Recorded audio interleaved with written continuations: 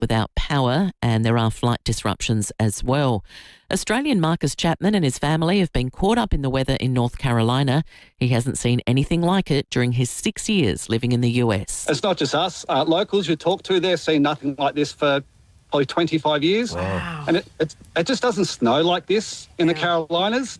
And the Melania documentary has performed better than expected in its opening weekend stateside. It's made $7 million, but will need to generate around 6 times that to break even.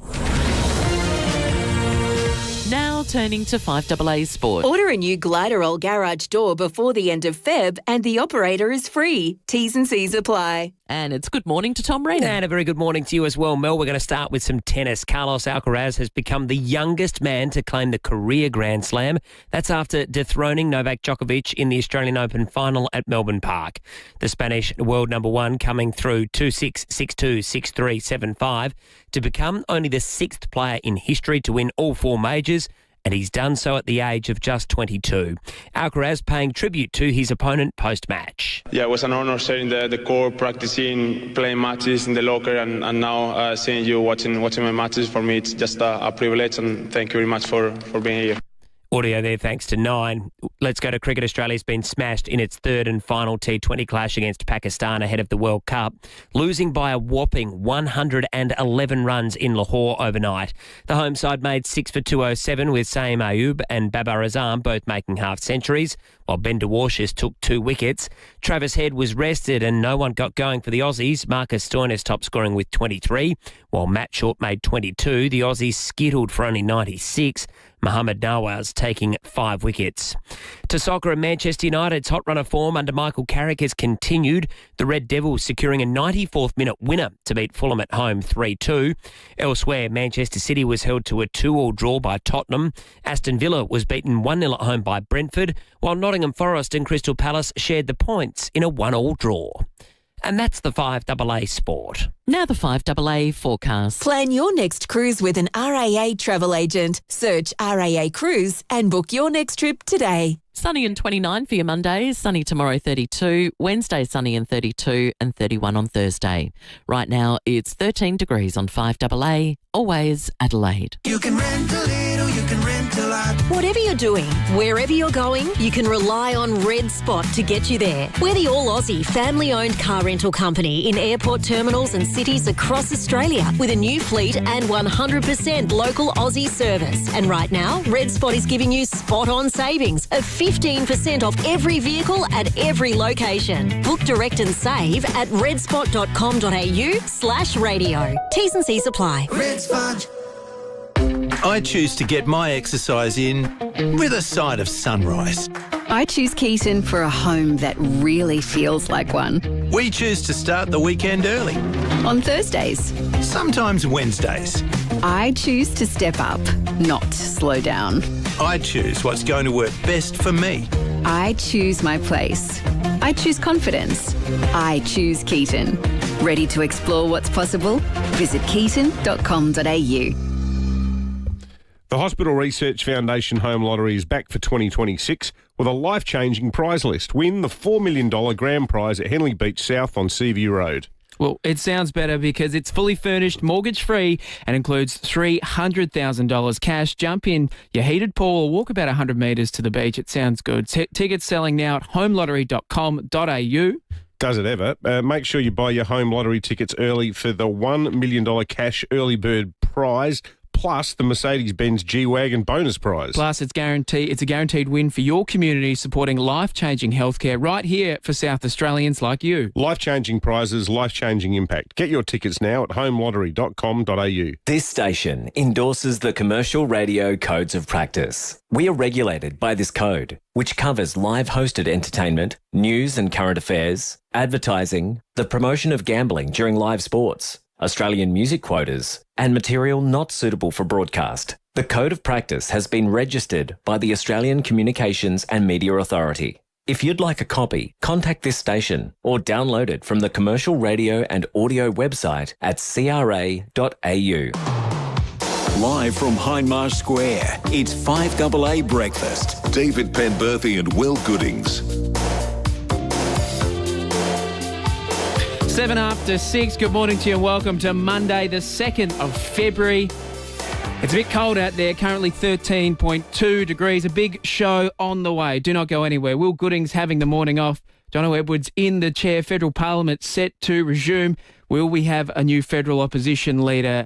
The PM was in town over the weekend promising around about 17,000 new homes, 7,000 guaranteed, with approximately 10,000 with the infrastructure they're investing. Trees have been on everyone's mind over the last couple of days, with them dropping limbs left, right and centre. We'll speak to the Para Hills Cricket Club, who had an almighty crack and an almighty bang during one of their games as a major gum came crashing down. We'll speak to an arborist to get the latest information and find out what we need to know if we've got a tree in our backyard that we're concerned about. Stacey Lee will be on the program. A big weekend in state politics. A number of election commitments coming forward, left, right and centre from either side of the party. Rowie on the show, and we'll pull the very latest apart with Tom Wren from the Australian Open. But David Penberthy, the voice of reason, thankfully you're still here. I've never been called the voice of reason before, John. I've been called the voice of other stuff, not reason. I haven't been trying to shake the reason tag my entire tawdry career. But no, mate, great to be here. Start of the week. Will's clearly, 2 weeks into the working year. He's decided he's had enough. Didn't want to say that, so, but people are talking. Don't want to question his work ethic on air, but given that he's not here and probably not listening, we might as well go our hardest. But, mate, no, I certainly don't mean that. Will has more jobs than anyone I know. And he'll be listening, I'm guaranteeing it. Oh, yeah, very much so. Big texter. But, no, it's great to be working with you again, John. We've done it a few times, haven't we? Yes, good fun. You did a great job over summer. Oh, thank you. It was good fun with Casey and Jade. You did a good job at a pretty full-on time. Talk about being, not thrown in the deep end, because I don't want to use that form of words because it would suggest that you might be splashing around not knowing what you were doing.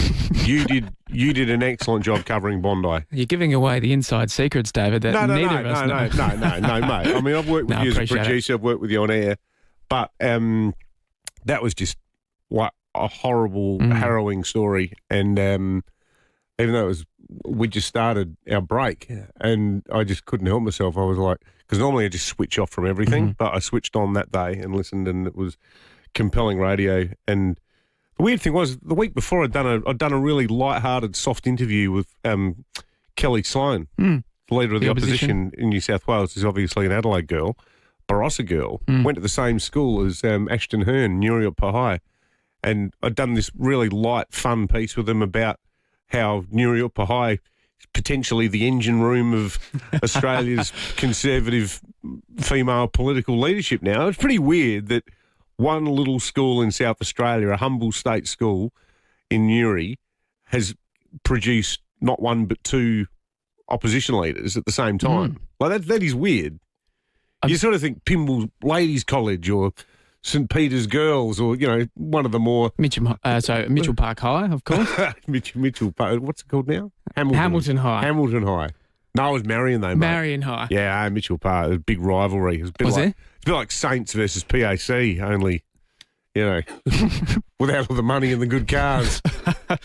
But where'd you go to school? I was a Sacred Heart boy, but don't hold it against me. Sacred Heart? No, that's okay. This is a good solid down the bay. Down the bay. Wasn't there much though. Good football school. Yes. No. Did you play there? Not for long though. Unfortunately, I couldn't. So you got the Corns boys. You've got what's his name from Freo, now retired. Matthew Pavlich. Matthew Pavlich.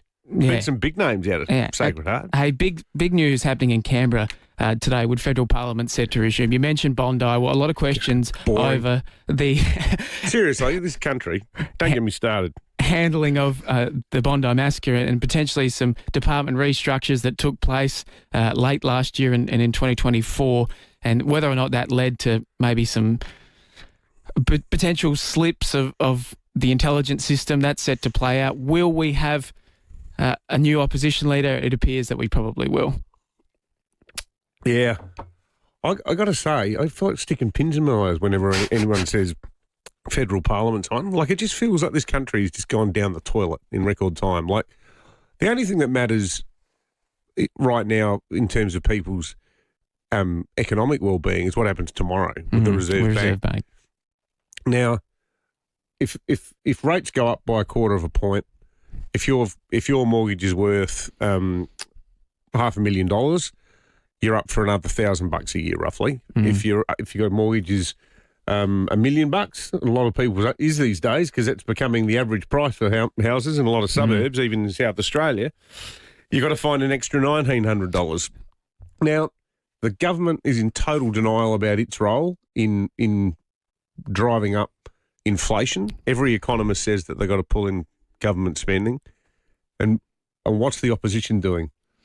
Holding pathetic breakfasts to work out who should lead the party. They're still crapping on about themselves today. They've just vanished up their own backside, the Liberals, at the federal level. And Ashton Hearn locally, valiantly, trying to get the show back on the road after another 3.5 years, almost four full years of sustained embarrassment at the leadership level. Do you think it's because they just forget why they got into politics for the to a large degree. And then they scratch their heads going, oh, geez, One Nation's going all right.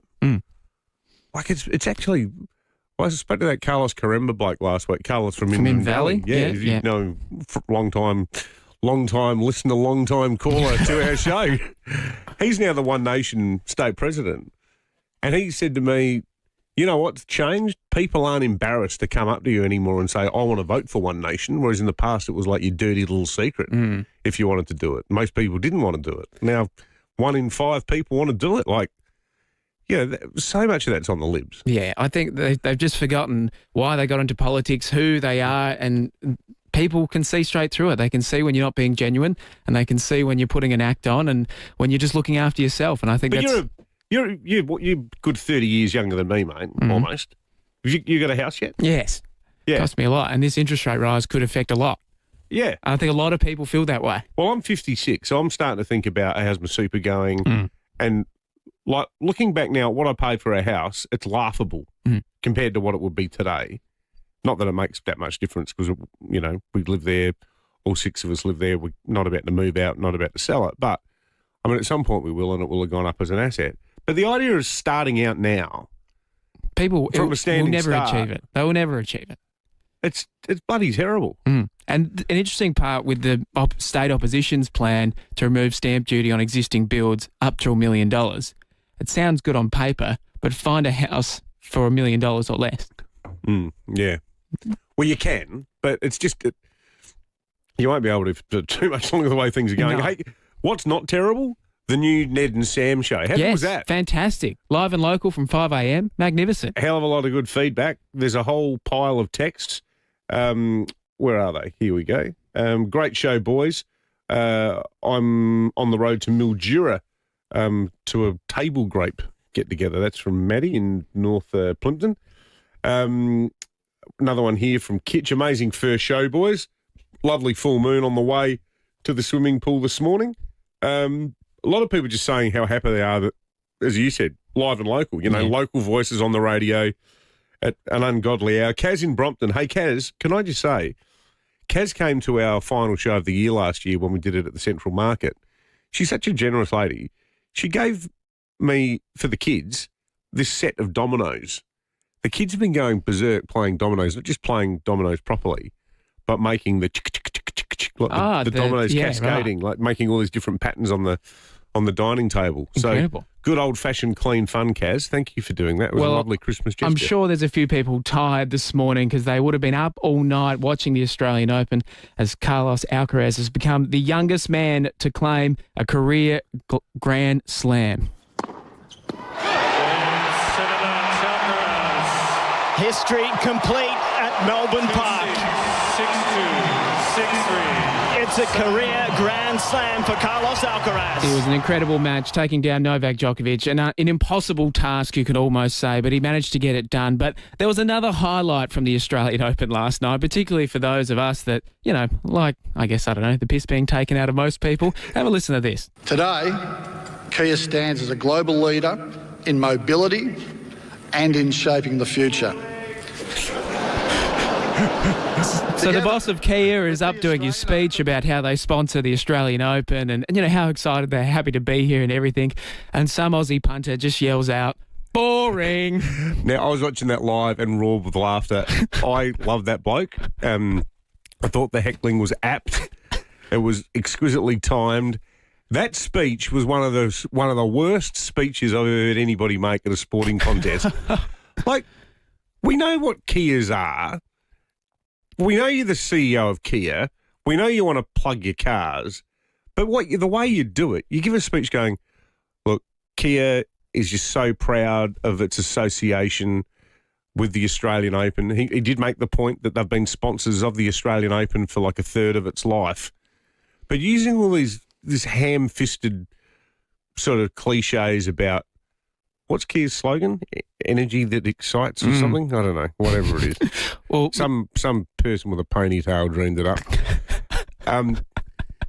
To sort of shoehorn that into the speech, it was just so laboured and forced. Yeah, totally. Did you see it live? Yeah, it was hilarious. It was great, wasn't it? It was the first thing Pat and I talked about this morning. Oh, it was just the best. So this morning, we've got a Wallace voucher to give away. We want to hear, when did you say something that you probably shouldn't? Or maybe, what are your best heckles? Well, I reckon we're not eligible, given what we do for a living. No, correct. Only happens about once an hour.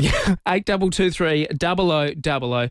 When did you say something that you shouldn't have? Or maybe give us your best heckle. 8223 0000. We'll be back with news headlines after this. On Booking.com, it's easy to book your holiday home. So if you're bored of this... Guys, found an apartment. The price just jumped up. With us, there's no hidden fees. Booking.com, booking.yeah. The Diary of a CEO keeps going where other conversations stop and keeps asking the hard questions worth answering. Keep good company with the Diary of a CEO podcast. We've all had that dream. The one where your teeth fall out? Nobody really knows what it means. But we do know a trip to the dentist doesn't have to feel like a nightmare. At Burnside Dental Practice, we offer sleep dentistry. You'll experience comfortable care in a calming environment designed to ease dental anxiety. Whatever the procedure, say goodbye to fear and worry. You deserve great teeth. Book your next appointment with Burnside Dental Practice in Hazelwood Park. Visit burnsidedental.com.au. Some things need an emergency department, but if you're umming and ahhing on what to do, it might be more of an emergency. If you're unwell and unsure what to do, call Health Direct on 1800 022 222 and a registered nurse will help you find the best care for you. A message from the Government of South Australia. Health and wellbeing look different to everyone, which is why Health Partners is more than just your health partner. They're your partner in living well. Absolutely. Health Partners are your hammy-stretching partner, your chart-squinting partner, your bone-mending partner. As a proudly local health insurer, they've had South Aussie's back and eyes and teeth and everything in between for over 85 years. And because they're 100% not-for-profit, they're 100% for you. That is your needs, your care, your community. Now open in Mount Barker and Brighton, Health Partners is health insurance made human. Get saving now with City Discount Tyres. We're offering great deals on the world's top brands in tyres, wheels, suspension and parts. Suitable for four-wheel drives, SUVs and passenger cars, including Falcon, Michelin, Pirelli, Kumho, Hankook and many more. Finance options available. Search citydiscounttires.com.au and locate your nearest dealer today. City Discount Tyres. We're driven by value. Last chance. Up to 60% off Beauty Rest mattresses now at Harvey Norman. Last chance to buy an Australian-made Beauty Rest mattress at never-to-be-repeated prices. All stock must be sold. Do not miss out. Harvey Norman clearing Beauty Rest mattresses at up to 60% off. All stock must go. All Beauty Rest mattresses, all stores at never-to-be-repeated prices. Hurry, strictly limited time. Harvey Norman Beauty Rest end-of-line stock clearance, in-store only, while stocks last. Go, Harvey, go! Hi, I'm Steve Wormald from Walco Liners and Covers out at Paraka. We're a manufacturing business. Well, I think, someone my size in business, you probably think not to advertise or don't advertise, which is about the worst thing you can do. If you're starting up or if you need more work, you've got to get out there and advertise some way. Radio, it's a very personal, intimate conversation you can have. If you throw it over to the AA creative team to structure ad, you'll get suggestions when to run it, how to run it, and it's surprisingly affordable. it's not what you think it probably is. To get your message out there and grow your business, visit 5AA.com.au and hit the Advertise With Us link for more information. 5AA Breakfast is streaming live right now. To watch, simply head to 5AA on Facebook or YouTube. 5AA Breakfast. David Penberthy and Will Goodings. 23 after 6. Good morning to you if you're joining us for the very first time. Welcome to Monday, the 2nd of February. Yes, can you believe it? It is February. Will Goodings having the day off. Jono Edwards in the chair. He'll be back tomorrow. Have no fear. But let's turn to a story that broke over the weekend, David, in the Barossa, the beautiful Barossa. And, well, it was sad because Annabelle the cow, a cow owned by our next guest, appeared to have gone missing, thought to be stolen late on Saturday night. Mark Ferdinand is from the Barossa homestead. Mark, good morning to you. Talk us through what happened. Good morning, Jono. Good morning, David. Thanks for calling me so early in the morning. You sound like you're waking up on air.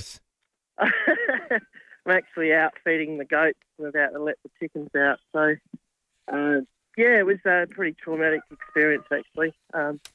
We went out for the afternoon just after doing a little bit of work inside the home office. And when we got back about 10 past 4 p.m. To the farm, we saw our little Annabelle, it was about 6 days old, sitting in the shade underneath a blue trailer we own and sitting with her family. We've got they're all Highland cattle. Big fluffy sort of, people call them miniature cows, but they're not really that miniature. And the bull and the mum, Romeo and Rosie, were there, and little sister Hazel, all mulling underneath a gum tree, and this little trailer. And then we went inside, and I was inside for about, I don't know, probably 2 or so hours, and I thought I'd go outside and have a check around, and I noticed that she was missing, so I thought that was a bit weird because all the other cattle were all in the same spot. So I went for a walk around the property and couldn't see her in the immediate vicinity. So I jumped in the van and drove around the property.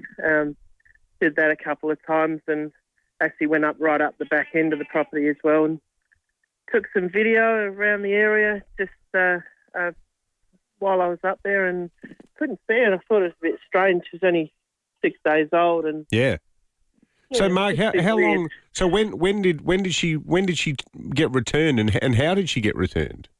So it was really weird. We were reluctant to go public straight away because mother cows tend to leave their little newborns in hiding spots from time to time and go off and take care of their own needs, food-wise and water-wise. So we were, my wife actually, it's quite interesting.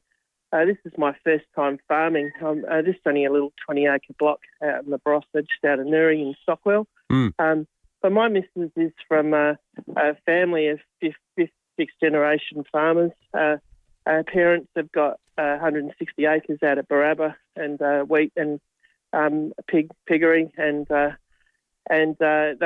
father's Big Nev. He's come off 400 acres at Long Plains, and he was an awesome footy player and umpire out there in the league. And then the mum, Robin, she's of 15,000 acres out on the Eyre Peninsula, and even their farm in WA was even bigger than that. So the family just keeps getting small. Yeah, incredible. Well, it's good news that Annabelle's all been returned, and hopefully, cheers, Mark. It's not as sinister as it appears to be.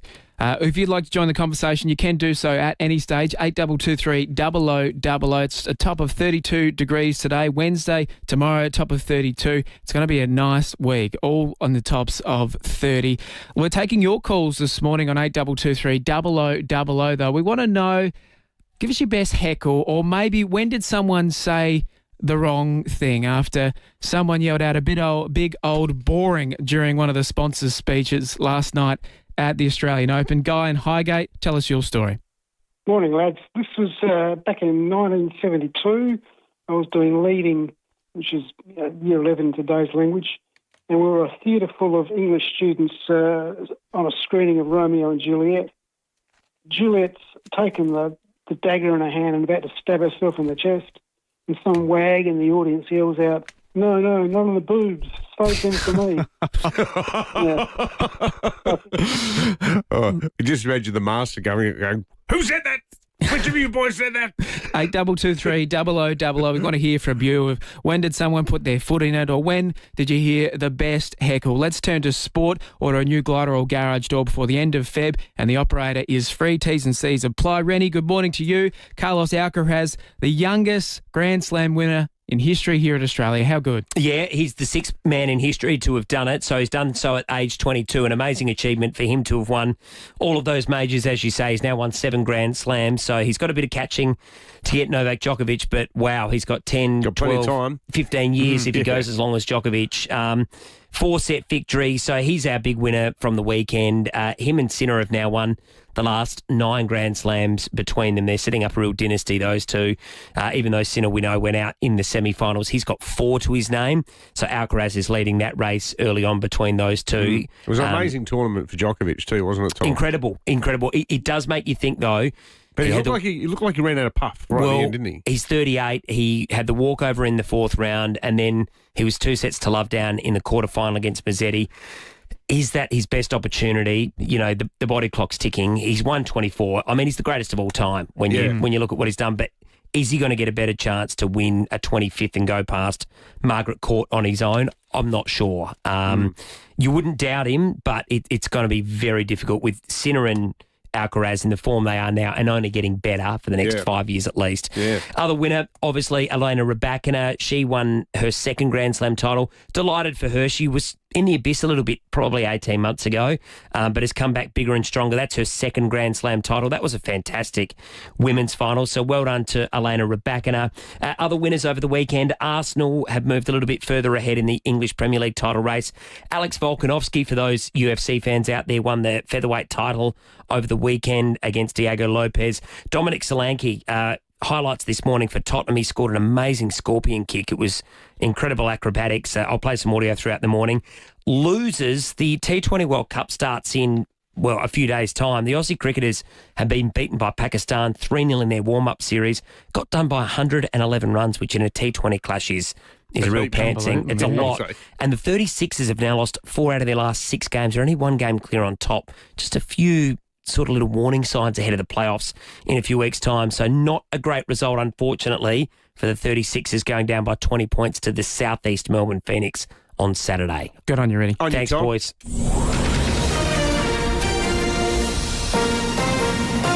This is 5AA News. Always Adelaide. Sunny and 29 today with the 6:30 news. Good morning, I'm Mel Usher. Hands you can trust and state-of-the-art facilities. Physio Extra, tailoring care for you. PhysioExtra.com. A tick of approval for the state's economy. SA has retained its AA+ credit rating from global agency Fitch. Treasurer Tom Koutsantonis explains what that means. Got strong economic growth, good budget management, budget surpluses, manageable debt. I think South Australia's going places. They can see it in the figures, they can see it in the budget, and they can see in all the metrics around confidence in South Australia. These are a very good set of numbers. The Liberal and National parties are being urged to sort themselves out as One Nation continues its surge. Michael Packey reports from Canberra. The latest Redbridge poll in the Financial Review shows core support for One Nation sits at 26% and remains Australia's second most popular political party, behind Labor on 34%, with a coalition on a primary of 19%. The survey also shows One Nation leader Pauline Hanson is now the most popular politician in Australia, putting further pressure on the stability of Susan Lee's hold of the Liberal leadership. Ms Lee has given her Nationals colleagues 1 week to reform the coalition, or both parties could permanently go their separate ways. Nationals leader David Littleproud will face a test of his position in the Nats party room today, but is likely to prevail. And half the time MPs and senators spend in Parliament is wasted on theatre, arguing and grandstanding. Amplify has found only 50% is devoted to policy. Chief Executive Georgina Harrison says politicians are more focused on media grabs than solving issues. And in the first 6 months of this new Parliament last year, after the election, Parliament wasted 28 business days in total between the House of Representatives and the Senate on political point scoring and on bad behaviour. Victorian Police have launched a new search for accused police killer Desi Freeman. The new manhunt will focus on an area of bushland near the fugitive's property, with detectives and officers entering Mount Buffalo National Park. Officers will scour the bushland across 5 days in a mission to find Freeman 5 months after he allegedly shot dead 2 officers. The US president is hopeful an agreement can be reached with the current regime in Iran amid threats to intervene in the deadly crackdown on anti-government protests. The Iranian supreme leader warned any attack from the United States would spark a regional conflict. Donald Trump has been asked about the suggestion. Why wouldn't he say that? Of course you're going to say that, but we have the biggest, most powerful ships in the world over there, very close, a couple of days, and hopefully we'll make a deal. If we don't make a deal, then we'll find out whether or not he was right. And Rachel Hunter has left the jungle. The former model is the first person voted out of I'm a Celebrity, Get Me Out of Here. Now turning to 5AA Sport. Order a new Gliderol garage door before the end of Feb and the operator is free. T's and C's apply. Here's Tom Wren. Thank you, Mel. Carlos Alcaraz has denied Novak Djokovic his 25th major title, winning the Australian Open final at Melbourne Park. The Spaniard lost the first set but was near flawless from then on, winning in 4. Well, Alex Volkanovski has delighted home fans defending his UFC featherweight title in Sydney. The 37-year-old defeated Diego Lopez by unanimous decision, but says it wasn't a straightforward fight. Firstly, it's a privilege. I love it. Sometimes things go wrong. I'm like, let's go. That's more of a challenge, and it fires me up even more. Audio there, thanks to Main Event. Let's go to cricket, and Australia's been hammered by Pakistan by 111 runs in their third and final men's T20 clash. That's before the World Cup begins next week. There was one game in the A-League yesterday, the Central Coast Mariners holding on for a 1-0 victory against the Melbourne Victory. Adelaide United finished match week 15 in 5th spot, just 4 points behind the top of the table Newcastle Jets. Meantime, in the English Premier League, Manchester City's title hopes have been dealt a blow after they blew a 2-goal lead to share the points with Tottenham in a 2-2 draw. Spurs striker Dominic Solanke scoring both goals, the second a stunning scorpion kick. Gallagher, Solanke, he's in the right place at the right time again, and Spurs, unbelievably, have got themselves back on level terms. Audio there, thanks to Stan Sport. Aston Villa's title hopes also took a big dive after losing 1-0 at home to Brentford. While in other games, Manchester United enjoyed a 3-2 win against Fulham. Nottingham Forest and Crystal Palace played out a 1-1 draw. And that's the 5AA Sport. Now the 5AA forecast. Make your next cruise a breeze with RAA Travel. Search RAA Cruise and book your next trip today. 29 for your Monday and sunny tomorrow 32, the same on Wednesday, 31 on Thursday. Right now it's 13 degrees on 5AA, always Adelaide. Now Mel Usher, you're a bit of a heckler, aren't you? You heckled James Blunt.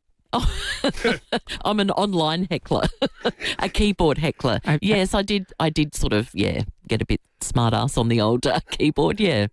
Have you accidentally put your foot in it in person at all? Yeah, I'm sure I have. I'm just trying to think.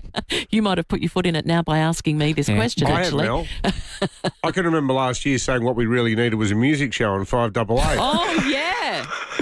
Yes, I was driving in one morning listening to David Pemberthy saying, I've got this great idea. It's a great idea, Pember. Have a music show on 5AA. Sadly, Mel beat me to it by several episodes. And let's have a theme and let's put it on a Saturday. And I'm thinking, tick, tick, tick. Well, we need to do it every single week. Up in lights. Okay. I love it. Good on you, Mel. You'll need to come and Who co-host. on earth gave them their driving licence? Learn how to merge! Merge! Come on! How many imbeciles can you actually put on one road? 30 kilometres per hour, driving Miss Daisy! Use your indicators, yeah? Bloody hell. Beat the heat. Keep cool with Fix Now, Pay Later options available. Book now. For great service guaranteed, call 1300 Automasters. A Piermount Hotel is your place to raise a glass, enjoy a great meal and settle in. Download Piermount's First Draft loyalty app to unlock perks, rewards, cheeky offers and member benefits across all 7 Piermount hotels, including the Albion. Plus, your first draft is on us. Enjoy a $10 bonus just for signing up.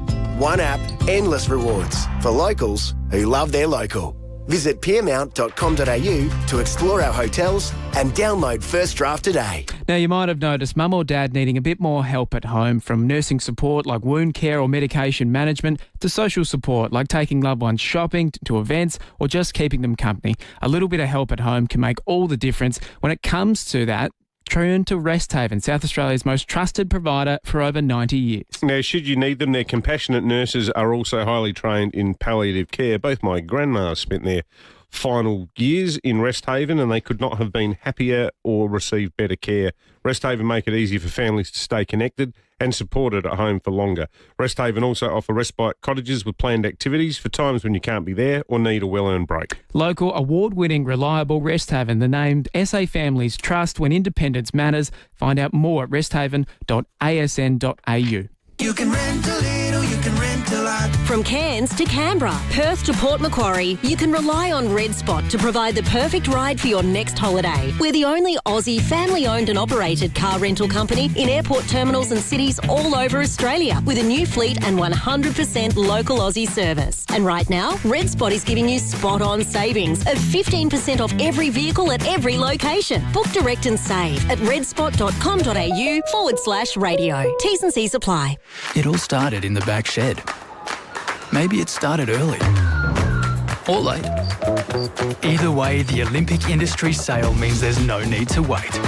With big savings on our entire range of SA-engineered sheds, garages, carports and verandas, you can afford to start something big, tough, or tasty in your own backyard. Start something with the Olympic Industries sale. On now. 30 kilometres per hour, driving Miss Daisy! Use your indicators, yeah? Keep your cool in traffic with ice cold aircon from Automasters. Fix now, pay later options available. Call 1300 Automasters. David Penberthy and Will Goodings, 5AA Breakfast. 20 to 7. Good morning to you if you're joining us for the first time. Will Goodings off. He'll be back tomorrow. Jono Edwards in the chair. We're taking your calls, 8223 0000. We want to hear, when did you put your foot in it? 8223 0000. When did you put your foot in it? Because if you were watching the Australian Open last night, well, someone did, I think, what we've all wanted to do at some stage in our life. Today, Kia stands as a global leader in mobility and in shaping the future. A punter yelling out boring right in the middle of a sponsor's speech. We've all been there, David, I think. It worked too, because the CEO couldn't have finished his speech any quicker after being sledged. He just sort of really put the foot down and like, get me out of here. We're taking your calls. Let's head out to Jerry in Warradale. Jerry, good morning to you.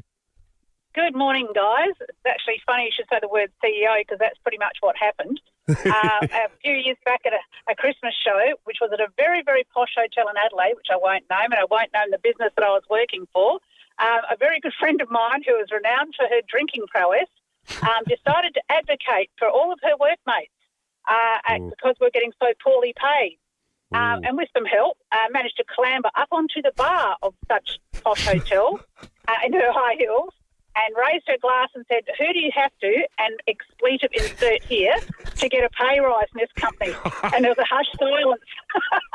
And a man from the back walked through the crowd. It was like the waters parted and Moses. And this man walked from the back and said, well, that'd be me. That is that's excellent. Incredible. That is incredible. Nothing like a bit of alcohol Dutch courage. Candour at the Christmas party. I tell you what, maybe the PSA or other unions could learn from that anyway. We're taking your calls, 8223 0000. We want to know, when did you or did someone put their foot in it, join the conversation. But let's turn to what was big news on Saturday. The Prime Minister was in town. He was at Manopara in the northern suburbs inspecting a number of new homes that have been built a part of the Labor government, the Malinauskas government, to increase housing. We now know that the state government's plan is being rolled out nationally, and the Prime Minister is expected to deliver 100,000 new homes for first home buyers. Here in South Australia, we're expecting around 7,000 homes for first home buyers, with an additional 10,000 expected to be built through the key infrastructure being built. That's like water infrastructure. We know our water bills have had to increase as a result of it. But I think a lot of people are wondering, yes, it's great to have all these homes, but who's going to build them?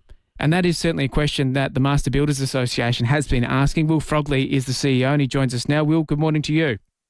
Good morning, Jono. Good morning, Dave. Great to be with you. So, Will, I got to admit, I was having trouble understanding exactly how this scheme will work.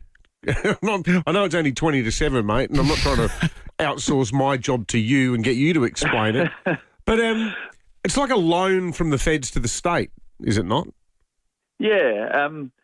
I guess the main thing they're obviously focusing on, Dave, is unlocking supply. Everyone knows housing is extremely challenging, but there's quite a bit of land in northern Adelaide in particular. But the biggest problem is there's no water, sewage, etc., as things currently stand. So a massive part of what the federal government announced with the state government on the weekend is really about trying to get the water that's badly needed to get those to support those homes that are going to be built.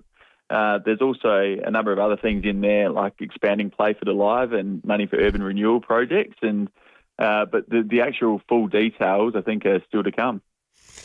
Have you got the workforce to do all of this, do you think, Will, in South Australia? In a short answer, as things currently stand, David, no, we do not. At this election, Master Builders' number one focus is on skills and boosting our trade base in South Australia, and that's for very good reason. If you don't have enough skilled workers, construction work takes longer, it's more expensive, and quality suffers as well. So this is a crucial thing we need to solve. The next government absolutely has to continue to support programs like Born to Build, which speaks to Year 7 kids and onwards right across the state about the extensive opportunities in building construction and how in demand they're going to be. And that program put more than 200 kids in a job last year alone.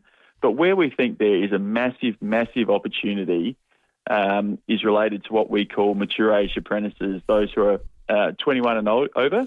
They make excellent apprentices a lot of the time, but they're considerably more expensive to employ. And as a result, right now, they're just not being given a shot at a time we are desperate to get more good quality trades. And David, I always use the example. Let's say a 28-year-old's just come out of the army, fit, motivated, really wants to be a carpenter, who we desperately need to build all these homes. We cannot afford to let someone like that be turned away in the current environment. The other big piece, David, is what is looming is a massive, massive disruption of our labour market thanks to AI.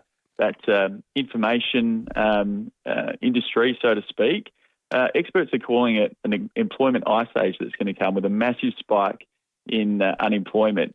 Now, the next government needs to start planning now and think about how we're going to retrain all these people who are going to lose their jobs thanks to AI and put them in an area which is going to be heavily in demand, building trades, a career that's going to be AI-proof, and get them out working, because there is support at the moment for those apprentices who are 21 and older, but it's woefully inadequate. It's only a little amount of money, and it's usually for the first year or first 2 years in an apprenticeship. It has to be massively increased and for the duration of the apprenticeship. Otherwise, there's going to be nowhere near enough people to build all these homes we desperately need to be built. Yeah, absolutely. I think the rate at which they're being built leaves a bit to be desired. Will Frogley, the CEO of the Master Builders Association of South Australia, thanks for catching up with us, mate. We'll talk soon. Cheers. It is great news for the houses, but as Will said, and as you said, it's a gift before the horse or something like that, in terms of it's great to have these numbers, but we seem like we're jamming people into these concrete suburbs without the other infrastructure, the schools, the police station. Well, the classic example is that, and Peter Malinauskas at least has been upfront about this, but the reason our power bills have jumped so much, our water bills have jumped so much, has been specifically to pay for infrastructure that wasn't there before a lot of this real estate was rolled out. So, it happens all the time with infrastructure not keeping up with urban sprawl. Yeah, absolutely. All right, we're taking your calls, 8223 0000. We want to know, when did you put your foot in it? Margaret in Parafield Gardens, good morning to you. Good morning. I'm not sure if this is even in the correct category, but I'll give it a crack. Now, we're all familiar with the movie Christmas Vacation, aren't we? Of course. Oh, yeah. Yep, okay. So I was on a cruise in September, and I'm sitting down the back of the ship, probably on the second level, looking down at about 200 people that are in the spa and just lying down getting a suntan. And I'm looking out the back of the ship, and there's all this brown stuff. I'm thinking, where's this coming from? Like the ship? Have we gone through something in the middle of the ocean? But it went on for kilometres and kilometres. And unbeknownst to me, and I'd probably only had one cocktail, but I just yelled out in my loudest voice, shit, I was full. You certainly Cousin Eddie. Yes. Cousin Eddie. What a legend. One of the great all-time cinematic characters. Good on you, Margaret. Thank you. 13 minutes to 7. Let's find out what we can expect with the weather today. Ursula Connor is on duty. Ursula, what can we expect? Good morning. Fairly settled conditions at the moment. A little bit of a cooler start to the day. It's currently only 13 degrees in Adelaide, but we are headed for a sunny top of 29, also expecting 29 for Glenelg and Elizabeth, Noarlunga 28, Mount Barker 25 degrees today. And that's really going to be the story for most of this week through the Adelaide area. We've got, after this high pressure system pushes out, another one to closely follow behind. So mostly sunny conditions and temperatures lingering in the sort of low 30s for most of this week. You could basically take the week off, Ursula. Like, Yeah, seriously. I'm thinking about it. The minimum every day is about 15 and the maximum 32. Yeah, very pleasant conditions indeed. I have a question without notice. Mm-hmm. I think we got 0.000000001 mil of rain at our house on Saturday in the inner city. There we go. Well, yeah, we didn't record anything in our sort of official gauges through the area, so it was I didn't know what was happening. Dry January for Adelaide. There was this thing in the air for a while, looked like I think they're called clouds, and a tiny bit of moisture hit me. But in all seriousness, is it ever going to rain again in South Australia? It hasn't rained yet this year, has it? It hasn't yet this year, not in Adelaide. But yeah, no, look, this week is looking dry as well. Maybe on sort of Wednesday or Thursday, we see the sort of southeasterlies pick up a little bit, and we could see a couple millimetres through like the Fleurieu Peninsula area, maybe picking up along sort of the Mount Lofty Ranges and over sort of Kangaroo Island on those windward coasts. But yeah, look, not a lot on the horizon this week. Yeah, well, enjoy your break, Ursula. Ursula Connor from the Weather Bureau. Thanks for joining us. All right, let's head to St. Paul. Senior Constable Matt Brown is on duty. Matt, a stolen car has been set alight at Penfield overnight. That's right, John. About 10:30 p.m. last night, police and fire crews were called to the intersection of Ranger Road and Penfield Road at Penfield after reports that a black Audi sedan was on fire.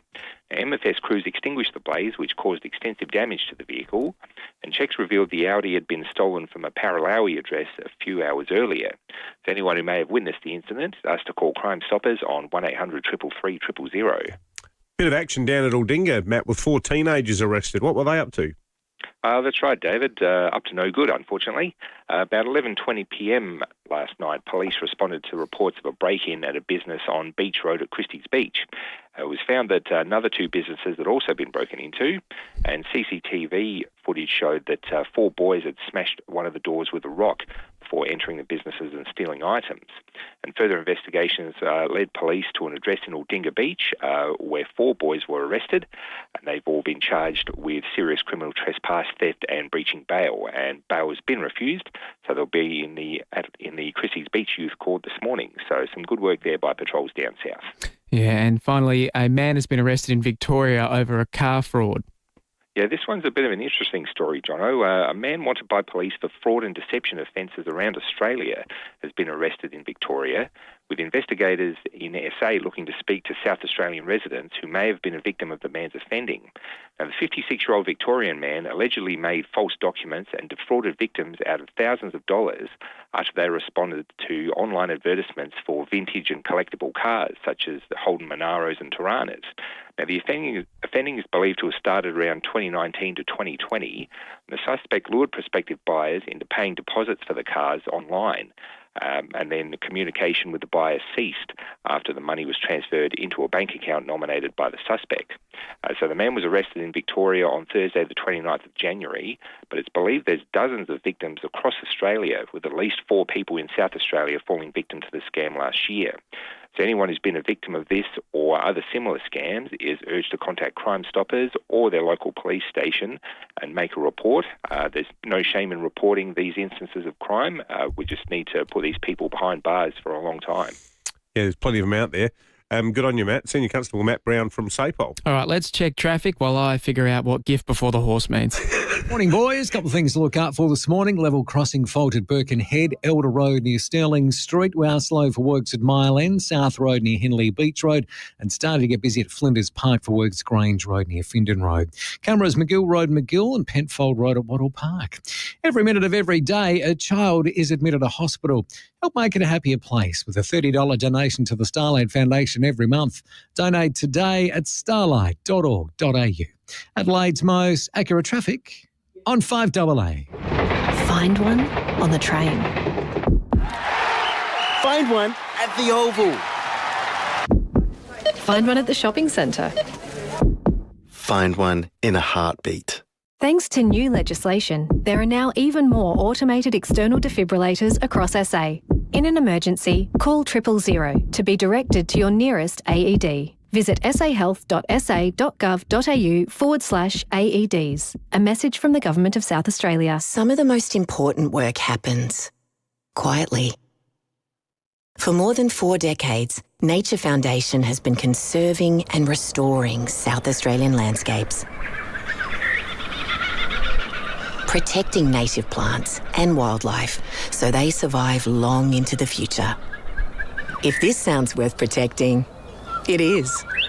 Find out how you can be part of the change at naturefoundation.org.au.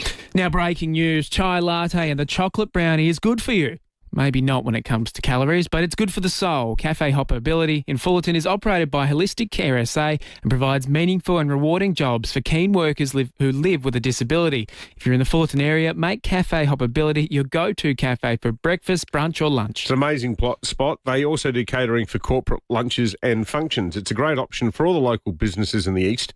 And remember, when you choose Cafe Hoppability, you're doing a generous deed, so you can grab a second brownie guilt-free. So for your next lunch break, or if you need catering even, do something that's good for you and others, Cafe Hoppability, Fulton Road, Kent Town, just up from the roundabout, and you can find them on Instagram. Their website's coming soon. The latest Star Discount Chemist catalogue is here with red hot summer specials. Discover Melrose Organic Green Biotic Gut Support Blend, 195 grams to support intestinal friendly flora. Just $26.99. Always read the label and follow directions for use. Star Discount Chemist. How can we help? G'day, Alan Gray here. Speaking mechanic to mechanic, we all know four-wheel drive safety starts with how well a vehicle handles and stops. Too often we see four-wheel drive setting off on the big family getaway, overloaded and underprepared. It's time to get Terrain Tamer ready with the right stopping power. For safety's sake, Terrain Tamer have loads of upgraded braking solutions, including larger calipers, heavy-duty pads, dual brake boosters, rotors and braided brake lines. To find out more, go to terraintamer.com.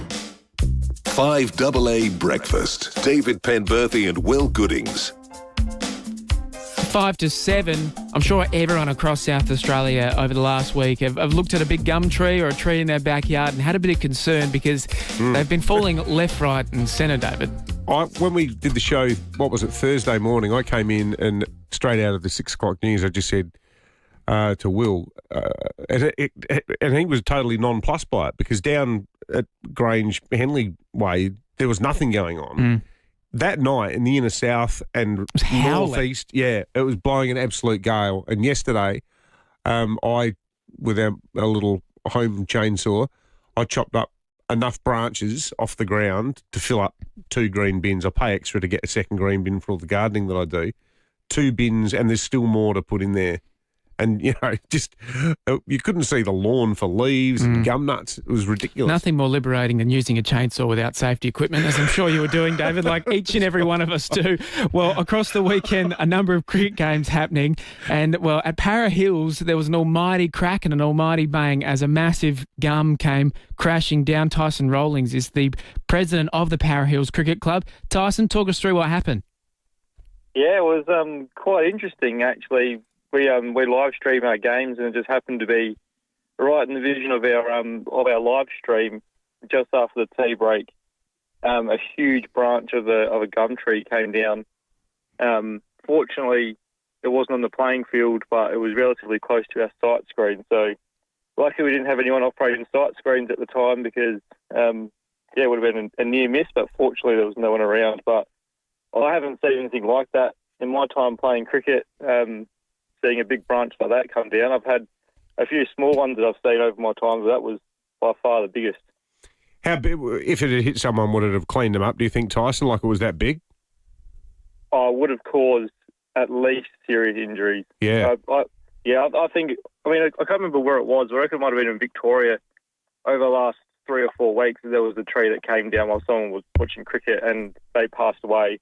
Yeah, So, and obviously being a summer sport, spectators are obviously flocking to the shade and under trees, and some grounds don't have club rooms.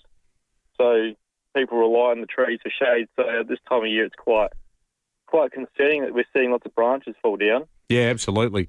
Good on you, Tyson. Tyson Rowling, the Para Hills Cricket Club president. Paul Mooney is heads up Tree Tech SA and is across all arborist-type issues. Paul, at this time of year, the trees almost sort of drop limbs themselves, don't they, to conserve their need for water. Is that true? Yeah, so basically over the last few weeks we've seen a big increase in branches coming down, mainly just because of the heat and the wind we've had. Trees get stressed and, the extreme weather can cause them to fall without much watering. So what do we need to look out for, Paul? I think a lot of people would have big trees in their backyards or even along their street. What are the key signs to look for if a tree is going to fail? I should look out for dead branches, cracks in large limbs, peeling bark, branches overhanging lower than normal. If something doesn't look right, then, call the experts. What about, is it also the case, though, Paul, that a healthy tree can do this too? Yeah, correct. So is your tip to sort of, at this time of year, we've got one of these massive gum trees in our yard and the kids are always out there playing soccer and cricket. But we just say to them, like, at this time of year, don't play underneath it. Would that be your advice? That'd be fair advice. Like, park cars away from large trees, avoid sitting under heavy branches in hot and windy conditions, and just keep an eye on any changes after storms or heat waves. Yeah, absolutely. Good on you, Paul. Paul Mooney there from Tree Tech. Hey, back to you doing your gardening. I want to ask this for everyone else. Has anyone noticed that the garbage bin men are no longer lifting heavy bins as much? What do you mean, like with the weight of your green? Yeah, you've got to be careful. You can't like fill it up with like if you put in too much like lawn clippings. Well, it's half full when they refuse to pick it up. Half full. Really? I could lift it. I'll put it in the bin for you. You hadn't hidden a couple of house bricks in there. Well, maybe. I had a bin that was on its last legs anyway, but it got completely buggered. The wheels snapped off. And I heard the guy doing it, and he started shouting because I think the wheels fell off and actually fell into the machine. And he was not impressed. But maybe you should replace the bins more frequently, given that we pay you $100. I agree. What are we paying our rates for the actual bin?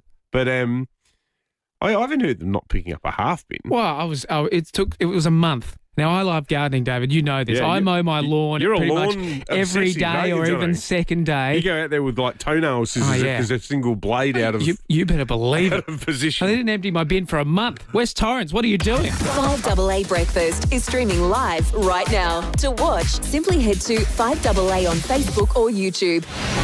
The very latest news and information.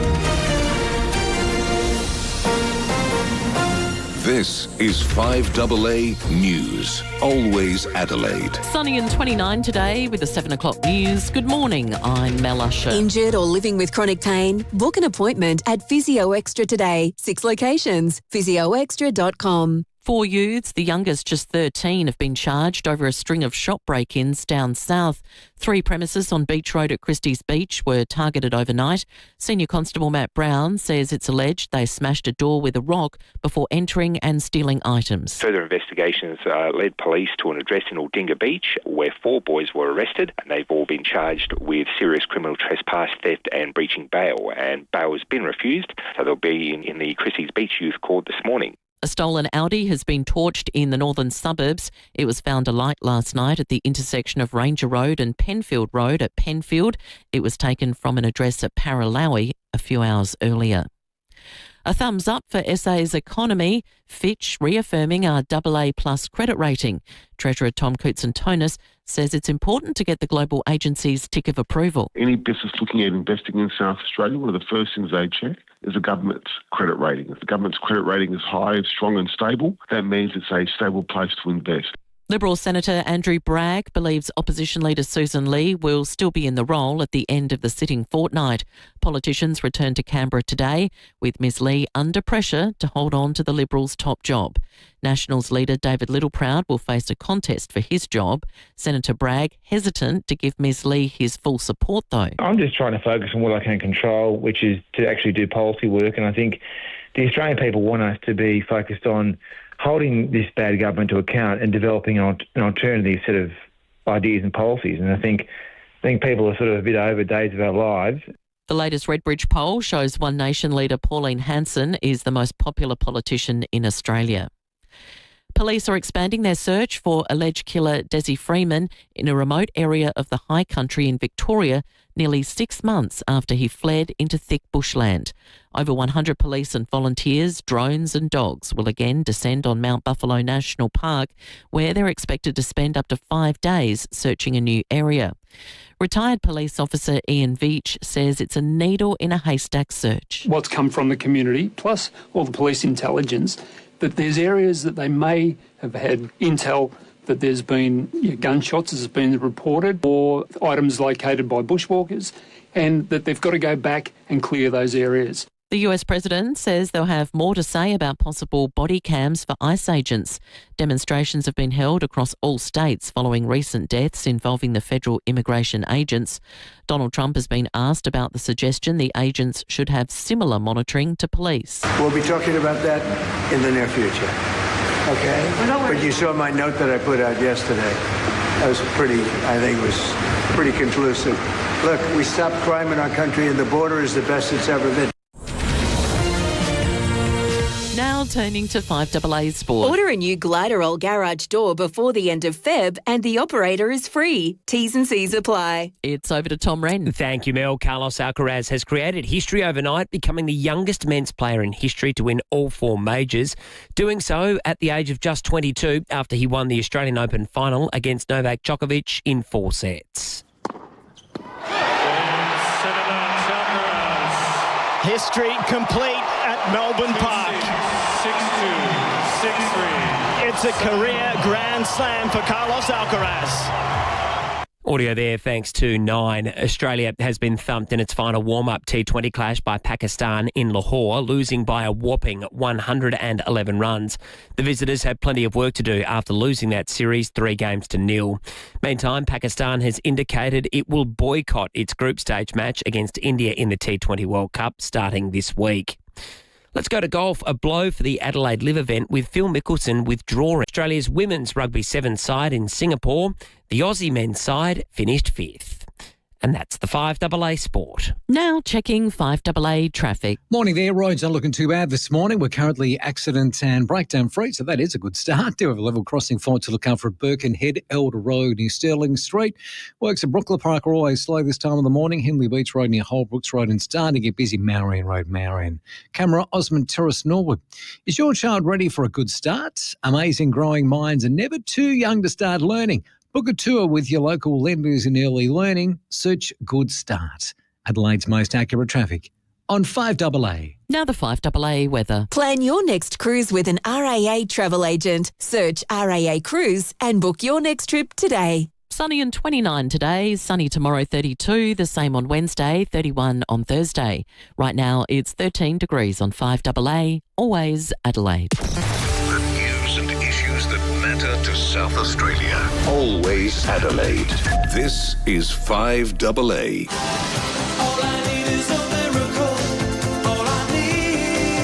It's a gift before the horse. Hello. 5AA Breakfast. David Penberthy and Will Goodings. 7 after 7. Good morning to you if you're joining us for the very first time. Currently 12 degrees in the city, a top of 32. That was me just working my way through an idiom, David. Isn't it called a malapropism? Named after Mrs. Malaprop. I'll take your word for it. But it's where you mix up two different sayings. Like you combine never look a gift horse in the mouth with what did you say? The cart before the horse. Yeah. It's like, without shedding an eyelid. Hey, it worked. It worked. And no one noticed until we brought it up. It's going to catch on. That's all right. A lot of the listeners love it. A lot of love for it on the text line, Johnny. A big 2 hours on the way. Josh Peake will join us very shortly. We're going to discuss with a local koala rescue, Axel the koala, who managed to survive, well, we don't know exactly how long, a journey in the front of a car, nestled in the engine bay. A koala managed to find a nice little place and survived a couple of days there. Tim Ginniver on the program. He's not too far away. Stacey Lee, of course. And a big breaking at 8 that you do not want to miss. Breaking this morning, though, is a thumbs up for SAE's economy, with Fitch, an economist or a predicting or a rating organisation, reaffirming South Australia's AA credit rating. Have a listen to the Treasurer a short time ago. Got strong economic growth, good budget management, budget surpluses, manageable debt. I think South Australia's going places. They can see it in the figures, they can see it in the budget, and they can see in all the metrics around confidence in South Australia. These are a very good set of numbers. The really good thing for South Australia, of course, is having our federation's equivalent of Venezuela as our next door neighbour, i.e. Victoria, means that with everything being relative, we look great. We're absolutely caning it in all of these national surveys of economic performance. So sorry to rain on the parade a little bit there, Treasurer, in case you were listening. This next story makes my blood boil. I was reading it yesterday, and even though the perpetrators in question did spend significant time, and by significant I mean up to about 3 months' time, in prison awaiting the outcome, well, a court in its wisdom has decided that these two young offenders, Spencer John Wood and Tyler McDonald, who are now aged 19, they were on meth and they were drunk when they robbed 2 on-the-run petrol stations in Adelaide's western suburbs in March of last year. There was a third youth with them who still hasn't been found by the police, which begs the question as to what level of cooperation the two guys who are actually pinched for it have provided to police. So they were armed with axes, and they went out to these servos in the middle of the night. They threatened the staff. They demanded that they open the door.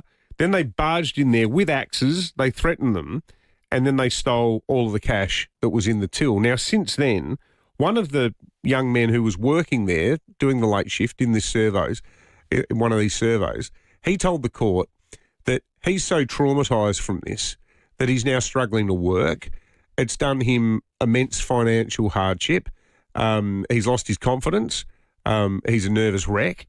For the crime of robbing not 1 but 2 service stations with an axe, the 2 offenders whose names I mentioned before have been given not a custodial sentence. They've been given their entire sentence is to be served on home detention. Now, I think a lot of people who work in retail will be wondering whether that sends enough of a signal. And in this case, the judge said that the reason that she decided not to give them custodial sentences is because they were so young. Well, I think a lot of people would look at this and go, that's exactly the wrong sort of message. If there's anything that these offenders do need, it's to actually be shown that this kind of conduct, A, will not be tolerated, and B, does come with much more serious consequences. Josh Peake is the Secretary of the Retail Union, the Shop Distributive and Allied Employees Association, and we've got him on the line now. Josh, this is far too common for your members, isn't it? This seems to happen at least on a weekly basis in this state. Are we sending enough of a signal that it's not to be tolerated? Well, good morning and thanks for having me on. Look, this sort of incident is terrifying, and it's important to remember that these are not victimless crimes. It's absolutely awful for those people that have to experience it, and you've been reading out before the sort of lifelong impact it can have on people. And I think many, and I haven't read the judgment, I don't want to reflect specifically on this exact case, but I think generally speaking, the penalties are there. The penalties are there to be used, and I think a lot of our members and the community really do want to see the judiciary use those penalties to send a really clear message to the community and any other thug out there who thinks it's a good idea one night to go and hold up a servo, that this sort of behaviour has incredibly serious consequences and it won't be tolerated. In the most recent police statistics from November, the rolling statistics, robbery was down 4%. Now, a lot of people critical of those statistics. Do you think, well, yes, maybe these types of offences are decreasing, they're becoming more and more brazen towards retail workers? Oh, look, we're certainly hardened by the latest round of crime statistics, and we're seeing not just robbery down, but also theft from shops down considerably.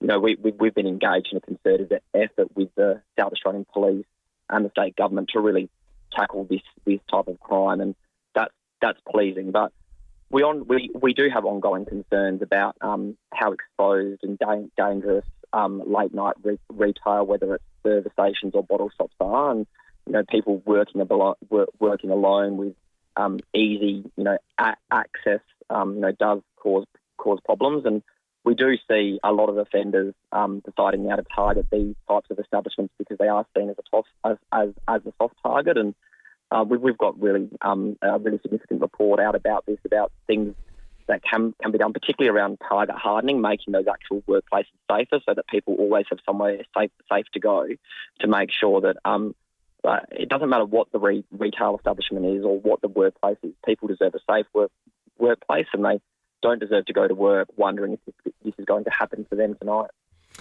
Yeah, absolutely, Josh. I was going to ask whether there's more that can be done, and I'm not saying that the onus for this needs to fall on the employer, but given its prevalence, and we know that a lot of surveys have now put in like a night window where after say 10 p.m. if you're going there to buy some milk or something like that, you've got to go up to the window. You can't just wander into the shop. But in a case like this, it looks like that was something that just because these people were so bloody violent, they managed to circumvent that by just terrorising the staff. Yeah, well, look, we are pretty clear that night windows should be something that's compulsory, particularly when there's only one worker working, and that, I think, will provide a lot of additional safety. We also want to make sure there's always an exit point, that you can never have a situation where a worker is trapped with a perpetrator in a store, and they're two physical things that can absolutely be changed. We do think that there is a role for greater security in particularly high risk establishments. So there's a number of things that can be done, and we're going to continue to work with employers. We do have excellent engagement with the retailers in South Australia who do take safety pretty seriously, but the target hardening, making sure that high value items are secured, making sure that cash is difficult to access, these are the sorts of physical things that can be done. Basically, stop the incentive for people out there to go and hold up these types of establishments. Yeah, absolutely. Josh Peake, the Secretary of the SDA, thanks for joining us. Thanks so much. This is what Judge Lisa Dunlop said in her sentencing remarks. And I'm not having a crack at the judge because this is for good or for ill. What do people say for ill? This is the way sentencing works. It's the way the courts work, where they take into account what's happened, but then they have to look at prior behaviour by the offenders and so forth. But I will still ask the question as to whether we get the balance right in cases like this, because the judge does a terrific job, Her Honour, in outlining the impact that it's had on the victim. She said Mr. Janala, this is the name of the victim, he's a young guy, was just doing his job but has now been left with lasting impacts. She said Mr. Janala had moved to Australia to study and to work and to, quote, make a better future for himself and his family. He had a right to be at work without being threatened. In those moments that you did what you did, he was thinking about whether he was ever going to see his family again. Your actions on that day have impacted his confidence, his physical and mental health, and affected his studies and his work. Because of you, he's struggling financially. He will continue to struggle with the impacts of your actions of that night for a long time to come.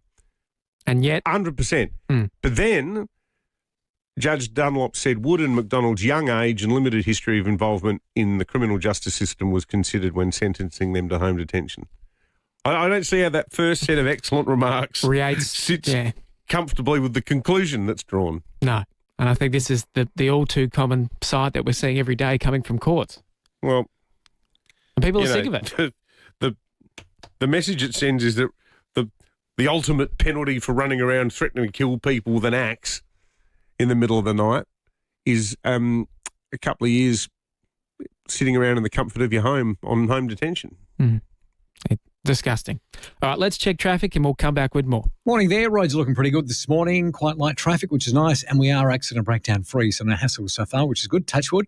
Level crossing fault to keep an eye on. Birkenhead, Elders Road near Stirling Street. A little bit slow at Mile End for work. South Road near Henley Beach Road. And starting to build Marion Road, Marion. Camera, Walkerville Terrace, Gilberton. Every minute of every day, a child is admitted to hospital. Help make it a happier place with a $30 donation to the Starlight Foundation every month. Donate today at starlight.org.au. Adelaide's most accurate traffic on 5AA. 5AA Mornings with Graham Goodings. Google searches have taken a new turn. 2026 seems to be the era of how to search. How to become a real estate agent was the top trending how to become. How to become rich in Australia. I think a lot of us would like to tap into that one. Graham Goodings. Aussies are also searching for inspiration this year, with searches for how to be a better person spiking. Weekday mornings from 9 on 5AA. Always Adelaide. A life-changing prize pool. The Hospital Research Foundation Home Lottery is back for 2026 with a $4 million Scott Salisbury Grand Prize at Henley Beach South, a $1 million early bird prize, a Mercedes-Benz G-Wagon bonus prize, and a guaranteed win for your community, supporting life-changing healthcare right here for South Australians like you. Get your tickets now at homelottery.com.au. Licence 14894. When you're gone, who gets the things you've worked hard all your life for? Like the family farm, the holiday home, or your cherished trailer sailor. If you don't plan now, it could be messy when you're gone. Donlan Lawyers specialise in wills and estate planning. From the simplest to the most complex, Donlan Lawyers will give effect to your wishes. For wills and estate planning, visit donlanlawyers.com. Hindmarsh Square, Adelaide, and Ocean Street, Victor Harbour. Now, living on a big block in an older home that has seen better days, or maybe you've picked up a fixer-upper on a generous slice of land, Metro Homes Adelaide Custom Designer Builder has a clever solution. They'll knock down the old place and build 2 brand new homes on the block.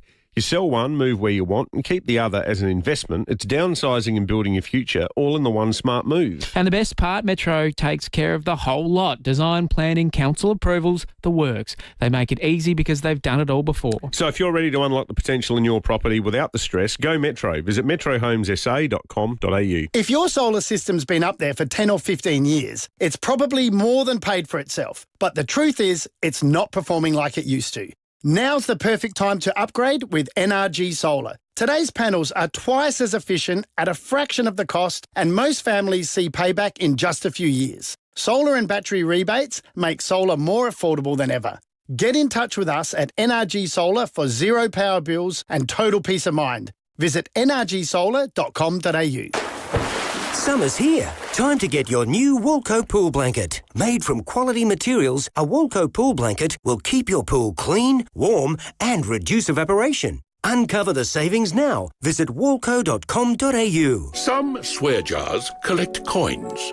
But at Buy Urban Bathrooms and Kitchens, their swear jar collects promises. Hi, I'm Amy. I hope you can hear me smiling because that's how I answer the phone. I'm your first contact at Buy Urban and I swear to help you any way I can. I'm Laura. I swear to help bring your thoughts and design ideas to life, just how you envisioned them, or better. For a team that swears to deliver on quality and service, see Buy Urban Bathrooms and Kitchens, Adelaide's home renovation experts.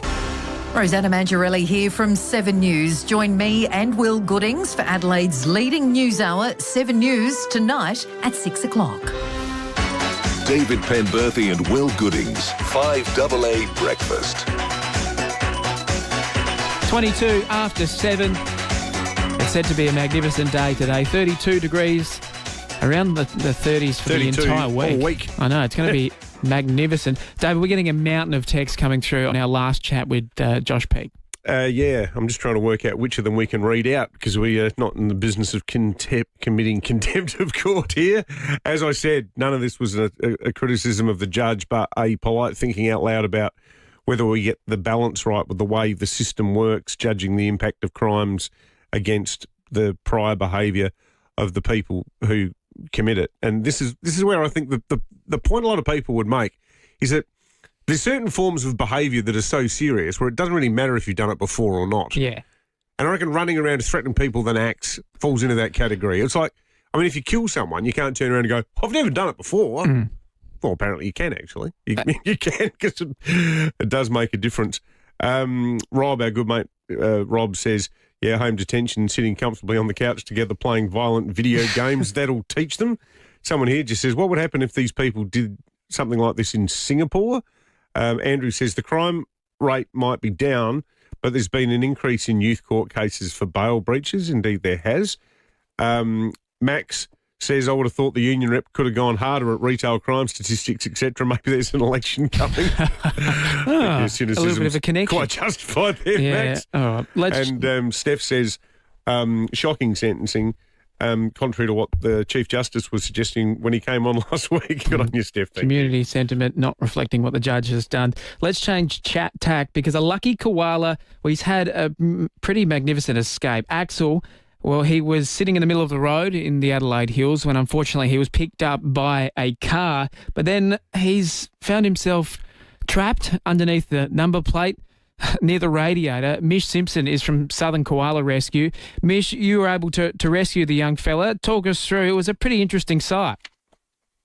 Yeah, it sure was. I took the phone call, but thankfully we have rescuers that live in Kangarilla, so they were able to get there super quick. But even they were initially quite perplexed as to how they were going to get the little guy out. But yeah, thankfully it had to do a bit more damage to the grill and break off some bits of it, but the driver was okay for us to do that, so we could get him out and free him and get him into our clinic to get him checked over. How was the koala when you were getting him out, Mish? He must have been pretty distressed. Yeah, well, any wild animal is going to be quite aggressive. He's a bit traumatised by just being hit by a large vehicle. Yeah, totally. And then doesn't realise we're trying to help. So, he put up a little bit of a fight, but thankfully we could safely get him out. And he was quite sprightly initially, but then I think when the adrenaline wore off and the shock kicked in, he did go a bit flat. Now, this might sound like a really stupid question, but I've never got up close and personal with a koala. Do they have teeth? Are they bitey? They do have teeth, and yes, they can bite. They're not sharp teeth, but they're crushing bites, and they have bacteria in their mouth, which can cause some nasty infections. Yeah, I'd imagine. So they've got more grinding type teeth given their diet of gum leaves, I guess. Yes, yeah. But I've been bitten a few times, and I can confirm you don't want to get bitten. It's quite strong. Get the Dettol onto it quick smart too if you do. Yes, yeah. Well, it's good that he's okay, Mish. You do an important job. We love koalas, and they do get themselves into strife a bit, don't they? Yeah, absolutely. And, of course, the other side to it, naming it Axel, pretty well named after, I guess, getting trapped in a car. What do you reckon? Better than Radiator. Speaking about report cards with distinctions, here's Ginnivan. Tim Ginnivan on 5AA Breakfast. Timmy, good morning to you. You've been up all night watching the tennis, I'm sure.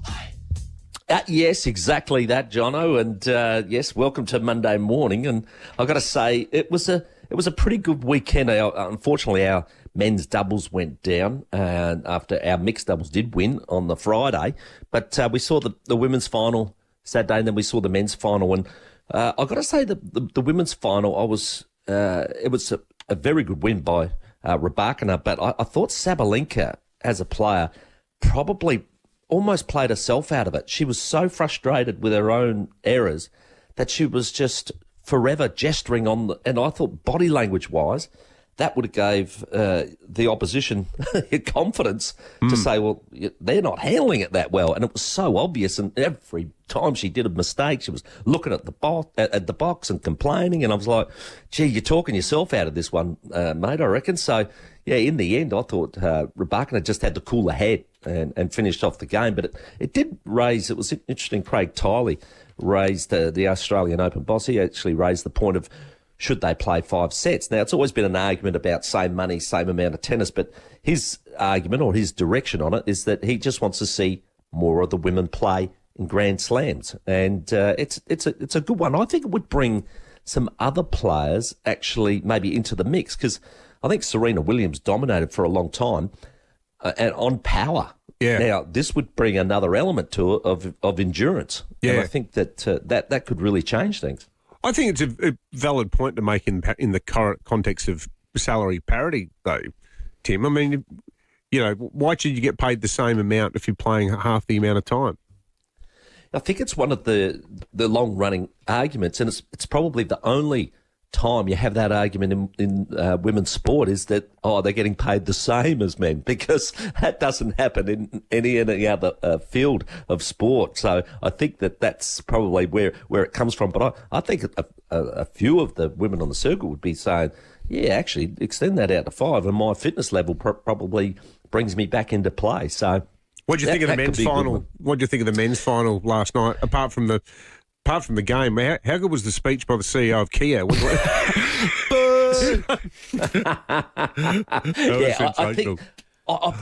I know they put a lot of money in sponsorship-wise and all the rest of it, but I would love to do without the sponsor speech. I reckon I could survive without it, but I know it's a necessary commercial option, but gee whiz, yeah.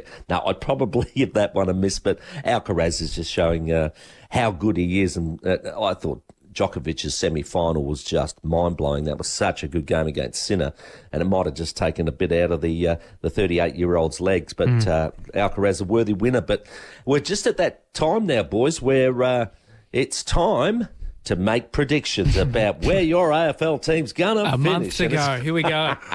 It is going to come left, right and centre. And I see one in the paper today where Mick Maguire, a great Collingwood midfielder himself, has rated all the clubs' midfields, and they've got Adelaide at 6th, Port Adelaide at 12th, which is sort of pretty much where Port finished the season. But it's just classic where you look at last year's form and you go, right, now this is going to happen, and who's going to win the grand final, and who's going to do this. And I've always said, and I've said this to Stephen before, predictions are for only 3 people: clairvoyants, soothsayers and fools. Please be wary. Good on you, Timmy. That is a rule to live by, Tim. Good on you, mate.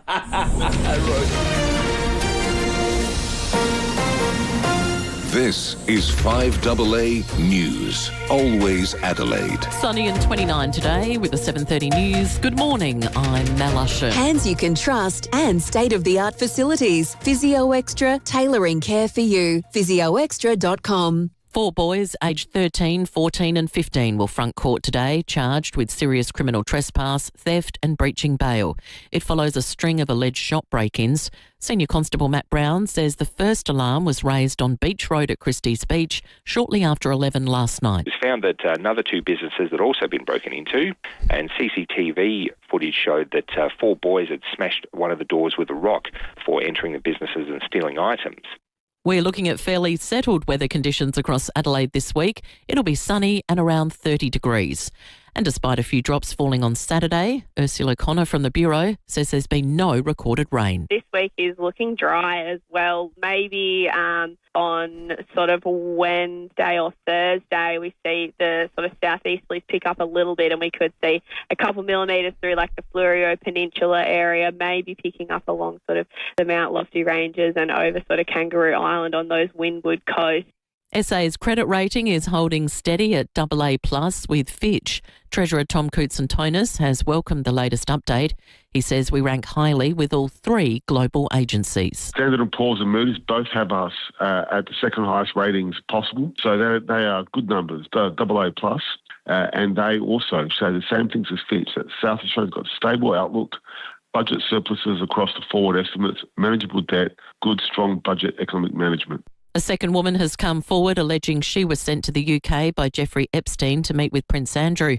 More from Europe correspondent Josh Bavis. Multiple media outlets, including the BBC and The Times, are reporting a woman has come forward alleging she was sent to meet with the now former Prince Andrew for sex when she was in her 20s. Her lawyer, Brad Edwards, who also represented the late Virginia Giuffre, says his client was flown to the UK to spend a night at the Royal Lodge and was taken to Buckingham Palace for a tour. He says the woman is considering a civil lawsuit but won't elaborate on details. Andrew was stripped of his royal titles last year by the King to protect the monarchy's reputation in the wake of the release of Virginia Giuffre's book and over the public perception in relation to the close ties he held with convicted pedophile Jeffrey Epstein. He has consistently denied any wrongdoing.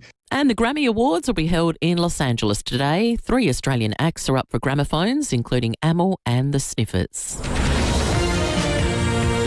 Now turning to 5AA Sport. Order a new Gliderol garage door before the end of Feb and the operator is free. T's and C's apply. It's all over Red Rover at the Australian Open, Tom Wren. Yes, it is, Mel. And Carlos Alcaraz, he's joined the tennis elite, but completing a career Grand Slam by taking out the Australian Open. The 22-year-old beat the 10-time champion Novak Djokovic in 4 sets to claim a maiden title. He says he'll take time to reflect on what he's achieved, but he still has plenty of drive. That's my motivation, trying to lose as less as I can. There are some tournaments that I just really wanted to win at least once. Yeah, he's now won all 4 Grand Slams and has a total of 7 Grand Slam titles. To golf, American Phil Mickelson won't be playing in this year's Adelaide Live event, announcing overnight that he and his wife have to attend a family matter. He'll also miss the season opening event in Riyadh this week in Saudi Arabia. Let's get to cricket, and Australia's horror run of T20 form has continued after they were smashed by 111 runs against Pakistan. That match was played in Lahore overnight. Chasing 207 to win, the Aussies were skittled for only 96, and the result means they lose the series 3-0. To soccer, and Manchester United's back up to 4th on the Premier League table following a 3rd straight win in a row, which came in dramatic fashion. The Red Devils thought they'd blown it when Fulham levelled up their match at 2 goals apiece in the 91st minute. But there was one more twist for the home side with a winner in the 94th minute. Here come Manchester United though. Sesko! And just like that, another twist.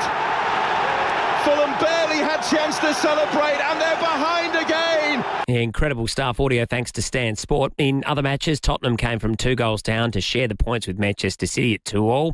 Brentford beat Aston Villa 1-0, while Nottingham Forest and Crystal Palace drew 1-1.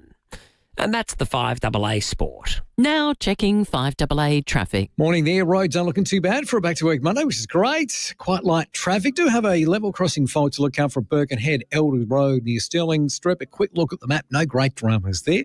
It is getting a little busy mile in for work South Road near Henley Beach Road and starting to slow up at the moment. Main North Road at Enfield. Camera 2, Main North Road at Evanston. You already know that it's better to be an RAA member, and now the rewards are bigger than ever. Members enjoy 10 cents off per litre at Caltex. Check the RAA website to find your closest station. Adelaide's most accurate traffic on 5AA. Now the 5AA forecast. Make your next cruise a breeze with RAA Travel. Search RAA Cruise and book your next trip today. We're heading for a top of 29 degrees today and sunny. Sunny tomorrow, 32. Wednesday, sunny, 32. Thursday, 31. Right now, it's 14 degrees on 5AA. Always Adelaide. Every bathroom comes with a dark side. Mould. It sneaks into grout. But what if it had nothing to sneak into? What if you chose Mr. Wet Wool instead of tiles for your bathroom and wet areas? It costs less and there's no scrubbing grout. Because with Mr. Wet Wool, there is no grout. Just a smooth, stylish surface, easy to clean and stunning to look at. So why wouldn't you Mr. Wet Wool? MrWetWool.com. How would you like to win a ducted reverse cycle air conditioning unit this summer? Thanks to 1,5 Adelaide and Actron Air, you could. Come to our big showroom event on February 7th with free merch, food, drinks, special guests, plus one winner will take home a brand new ducted AC system. Register now at 1comma5.com/au/Actron. That's 1comma5.com/au/Actron. T's and C's apply. You can rent a little, you can rent a lot. business too small to be noticed by those global car rental companies? Well, you can rely on Red Spot to look after you. We love renting to small businesses because we used to be one. We're the only Aussie family-owned car rental company in airport terminals and cities across Australia. And right now, Red Spot is giving you spot-on savings of 15% off every vehicle at every location. Book direct and save at redspot.com.au/radio. T's and C's apply. Red Spot. A smashed or damaged windscreen can happen in a heartbeat, but it does get worse if you don't go to your local Complete Windscreens to get it fixed. You can be waiting weeks, and look, that's not on. Complete Windscreens has windscreens and glass for all makes and models in stock right now with 15 technicians standing by to get you back on the road. You don't need to wait. Tell your insurance company you want Complete Windscreens on the job, completewindscreens.com.au. Look for the big red koala. If painful muscle cramps and mild muscle spasms are keeping you up at night, here's some good news. Caruso's K2 plus D3 plus magnesium to the rescue. Caruso's K2 plus D3 plus magnesium helps relieve painful muscle cramps and mild muscle spasms when dietary intake of magnesium is inadequate. So if you're fed up with painful muscle cramps keeping you up at night, try Caruso's K2 plus D3 plus magnesium today. Available from leading pharmacies and health stores. Always read the label and follow the directions for use. If your solar system's been up there for 10 or 15 years, it's probably costing you more than it's saving. But now is the perfect time to upgrade your solar system with NRG Solar. Government rebates are higher than they ever have been, and panels today are twice as efficient at a fraction of the price. And most families see payback in just 3 to 5 years, and even faster when they add a battery. Get in touch with us at NRG Solar for zero power bills and total peace of mind. Visit nrgsolar.com.au. Hi, I'm Mike Steele, CEO of Care Alert. We've been proudly associated with FIVEAA since 1985. Incredible 40 years. I still remember recording our commercials on reel-to-reel tapes, actually, which certainly shows our age. From promoting the Clipsal safety switch and then introducing the Care Alert smart dialer, we've maintained a strong and consistent presence on FIVEAA. To get your message out there and grow your business, visit 5AA.com.au and hit the Advertise With Us link. 5AA Breakfast. David Penberthy and Will Goodings. 21 to 8. Currently 13 degrees in the city. It's going to be a magnificent week, 30 degrees all week. Quiet on our roads as well. It's a brilliant start to the week. Coming up after 8:30, it's only 47 days until the state election, and we're going to hear from Robert Sims, the SA Greens leader, to discuss what are his party's key policies and plans as we march towards the state election. And to get her analysis of the week that it's been and everything in state politics, Stacey Lee joins us. On 5AA Breakfast, this is Stacey Lee. Stacey, good morning. Good morning, guys. How are you? Good, thank you, Stace. 47 days to go. I know. It's going to be here before we know it, isn't it? It's coming very, very soon.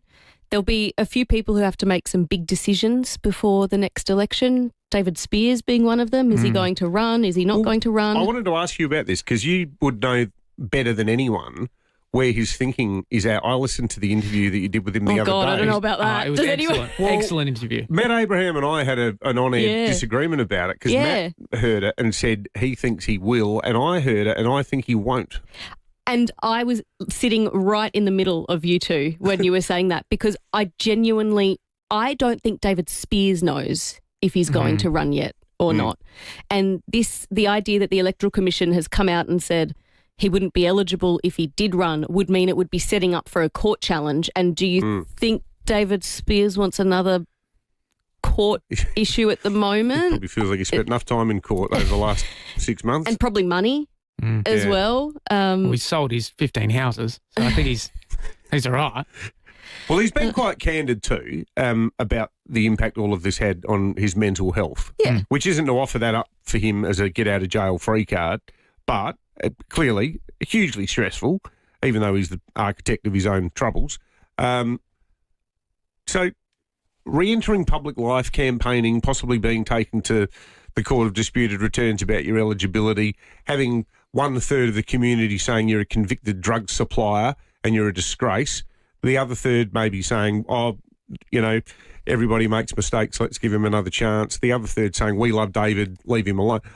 That's not an unstressful environment for someone who has been a bit mentally unwell, is it? Under stress already. No, and that's why I specifically asked him, after I asked him if he was going to run in state parliament, I specifically said, well, what about local council? Because I know there's a vacancy. The mayor of Glenelg, Amanda Wilson, is not running for the city of Holdfast Bay again, so there's a mayoral job up for grabs. And I think he sounded more positive about running for mayor of the Holdfast Bay than he sounded as running for state parliament. Would that be the right fit for him, though? I mean, couldn't that sort of be the Amanda Wilson problem in reverse that she had when she was the Liberal candidate for Black, and everyone was saying, well, we're Hallett Cove and Shido Park. What's she doing here? Like, the same thing might happen to him. Yeah, does he represent us in Glenelg? Yeah, that's a good point. At least he's vocal. At least he's getting out there and doing the work. I think he would be, many would see in that Glenelg area in Holdfast Bay, maybe a bit of a voice of reason on a local council which aren't really given much credit for reason. Particularly with the algal bloom as well. People are loving his opinions. And he's out there. I mean, the reason I got him on the program was because I saw a video that he put up on social media. He was on his paddleboard on Australia Day, and like he posted a video. There was not one fish in the water, and it's such a concern at the moment. The government is very quick to dismiss the fact that the algal bloom is not on metro beaches and it's moving to York Peninsula. What about if it gets to Eyre Peninsula? What about if it gets to that area where our seafood industry is so strong? And I've been doing some research. Some people have even started to identify very small toxic what they think is potentially the algal bloom, but they're not scientists, of course, over on EP, some of them, so they don't know if it's the algal bloom or something else. What if it gets there? So the government's very quick to dismiss it, but just because you're not identifying any of the algal bloom on metro beaches doesn't mean it hasn't impacted the fish and the sea life.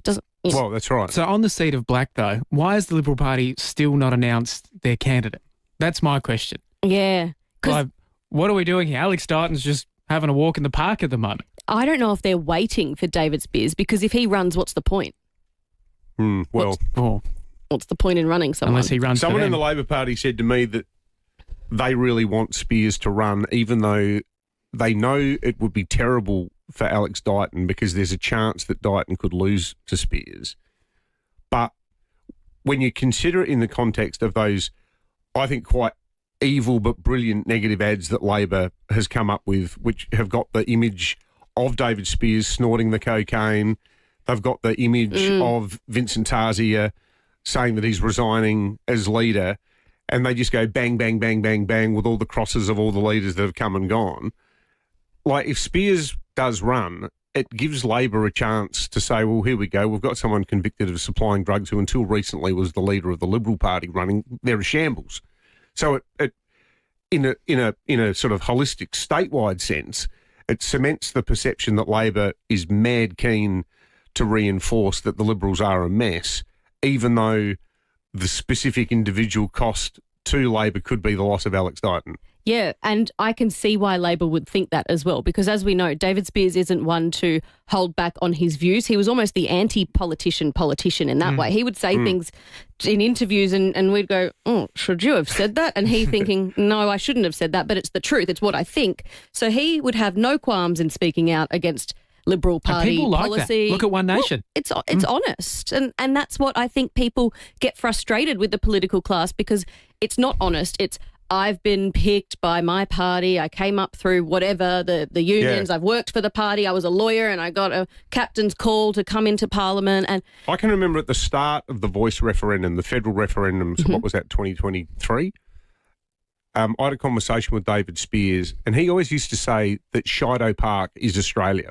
And he often would eat at Barnacle Bill's down there. He'd do all his shopping there, just around the Cove Road, and he had a very respectful and sincere relationship with people who live in that area.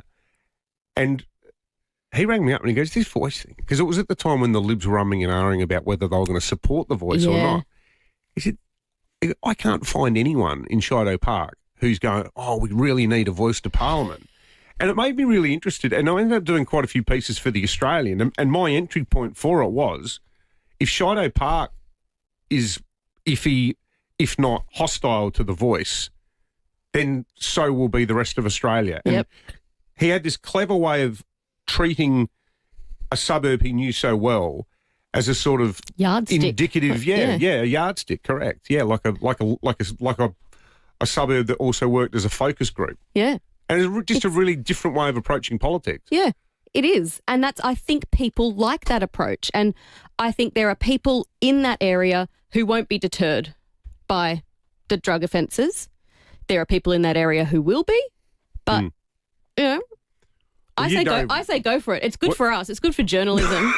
It's entertaining. Yeah, so absolutely. if we're talking about radio fodder, go for it, David Spears. And I think David Spears likes everyone talking about David Spears as well. I think he enjoys the speculation, Well, yeah, which, you know there's what, a bit good of on him. that. He enjoys the entertainment. We're here for that. Yeah. Yeah. And that's okay. Yeah. But he continues to raise issues that affect his community, like the algal bloom, and that is a big issue at the moment. And I think the government would like people to stop talking about it. Doesn't exist, apparently. Well, Yeah.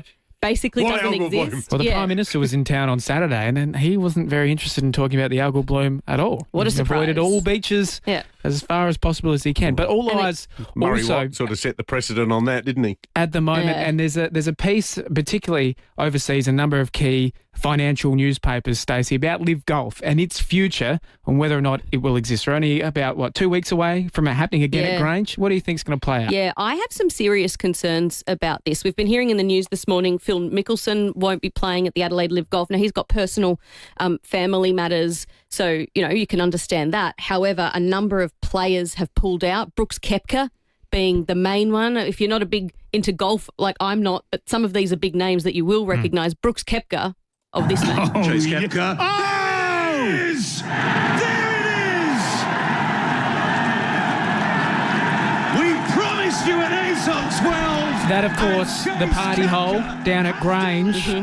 I think a lot of people are certainly feeling what you're thinking, Stace. A lot of really keen golfers and financial analysts thinking, well, there's a lot of money invested to this, but the government did change their messaging. It was a world-class, it was a golf course for Live Golf. Now it's a world-class golf course. Yeah, so my concerns are around that the Live Golf potentially won't be around by the time the North Adelaide Golf Course has been developed, and we've spent how many millions of taxpayer dollars upgrading this golf course, cutting down 600 trees to upgrade a golf course for a golf series that may not be around in 10 years' time. It kind of reminds me of Kerry Packer's World Cricket Series. And, you know, it has good intentions. I actually finally get into golf a little bit because of Live Golf. You know, the fact that there's just stuffy old white men playing over in America on different courses is not appealing to many people. Well, it's democratised it, and it's given it a bit of rock Fun. and roll quality. Yeah, a bit of appeal to younger generations. You're not being told off for not having your socks pulled up and your polo shirt tucked into your belt. You know, like it's a much more accessible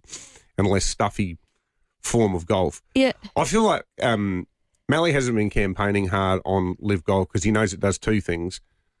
It cements the perception that the Libs want to hammer, that he's not focused on bread and butter issues, but also the amount of money that this would cost raises questions of priorities too, because I don't think the government knows exactly how much it will cost to do this project. No, and there are still some serious questions about it. I mean, Greg Norman being hired to design the course, was there a tender process put in place for that? No, of course not. It was just like, let's catch up for a drink. The shark. Yeah, he's going to do it. What number hole were they on when they made that agreement? He's giving me this beer coaster that's got a new look North Adelaide golf course drawn on the back of it. He's going to get August done as well. Did they write the numbers down on the back of it? What are the thing you put down when you're teeing off? I don't know. There's a logical fallacy with it too, or a logical flaw with it. Like, because I'm a happy hacker. Like, I've never been a member of a golf club, and you know, because I'm so crap at it. But I love playing. I love playing with my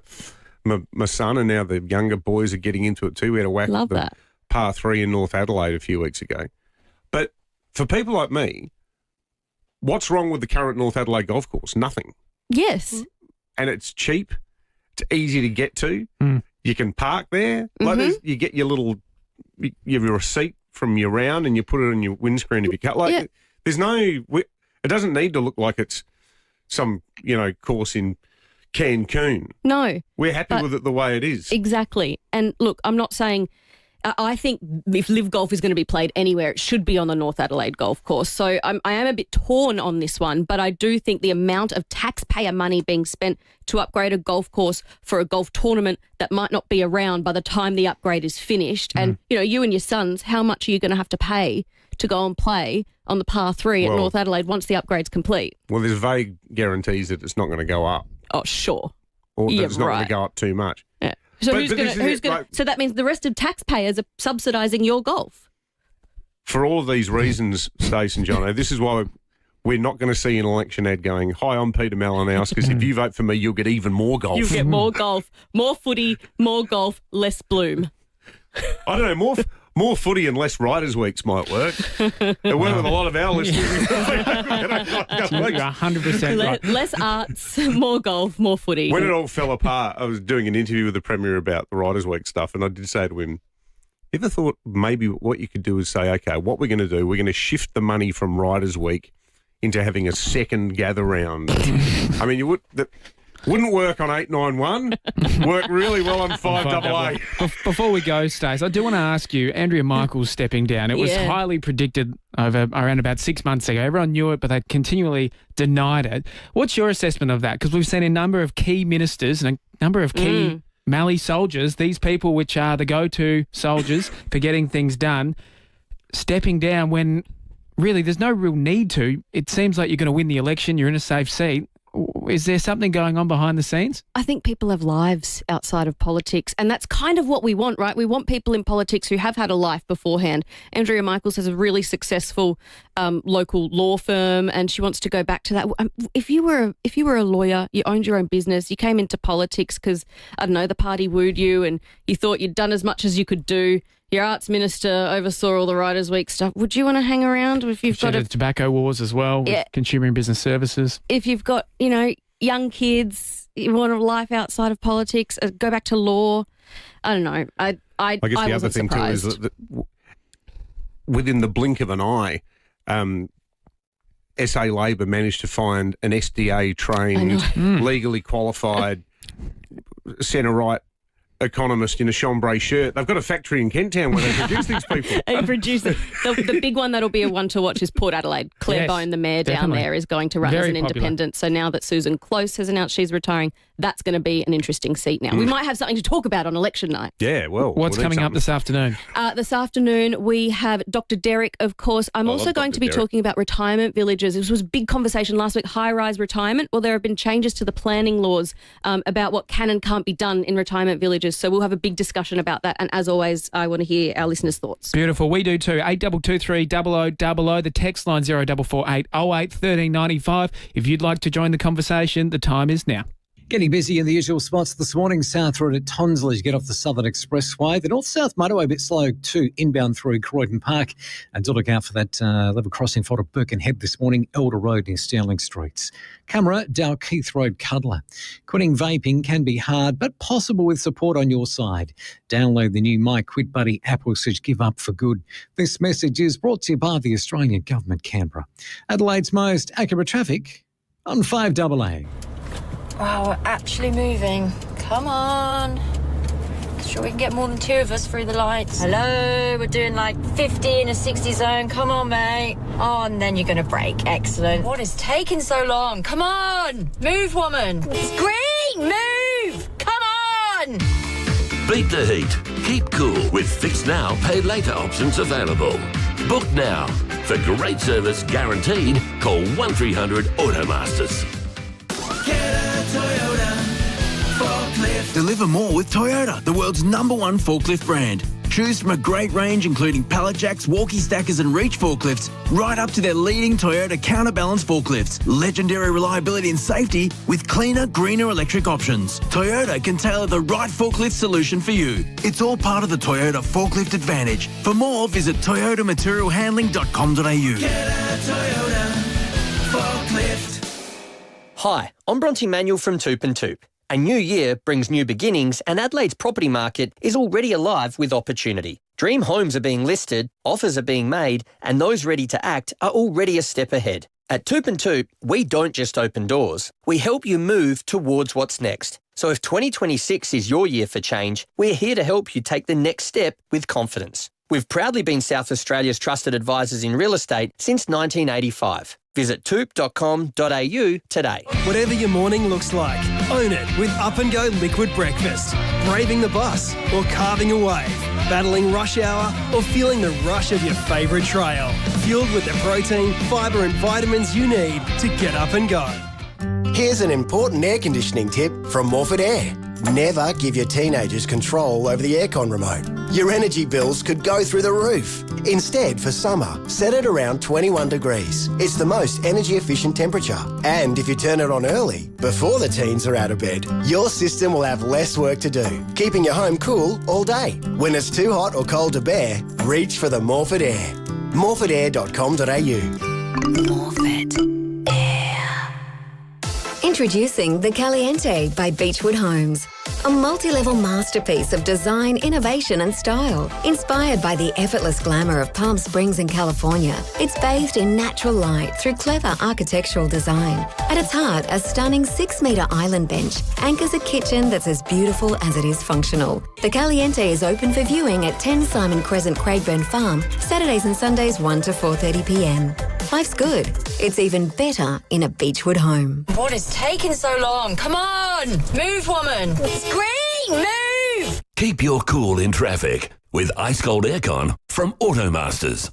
Fix now, pay later options available. Call 1300 Automasters. 5AA Breakfast is streaming live right now. To watch, simply head to 5AA on Facebook or YouTube. David Penberthy and Will Goodings, 5AA Breakfast. 2 to 8. A mountain of feedback on the text line, David, for what was a pretty interesting chat with Stacey Lee. Yeah, all about live golf as well. Buffalo Bills says, quite frankly, a world-class public golf course in the middle of town would be awesome. More people play golf than any other sport, live golf or no golf. An upgrade would be well loved after completion. Conversely, Max in Beaumont says, I can tell you with some knowledge and experience that green fees at North Adelaide will need to be approaching $200 a round if you want to break even for a world-class golf. Could be $200, mate, surely not. Well, might have to go up. One here saying, Roger says, Malley and his socialists will keep reminding us how much fun we're having with their bread and circuses while important matters like the Bloom, ramping, unpopular voice issues, crime and bail, bad roads, etc. hardly get a mention. And Nigel in Newton says, if you do make the investment now based on live and its popularity, if you don't rather make the investment now, then you probably never will, and it will go into disrepair like the aquatic centre and then take twice as much money to maintain after that. It's time for the 8 o'clock news, but after 8, we have a money can't buy prize to give away. David's quiz is coming up, breaking at 8. So much coming up. Don't go anywhere. The latest local, national and international news for South Australia.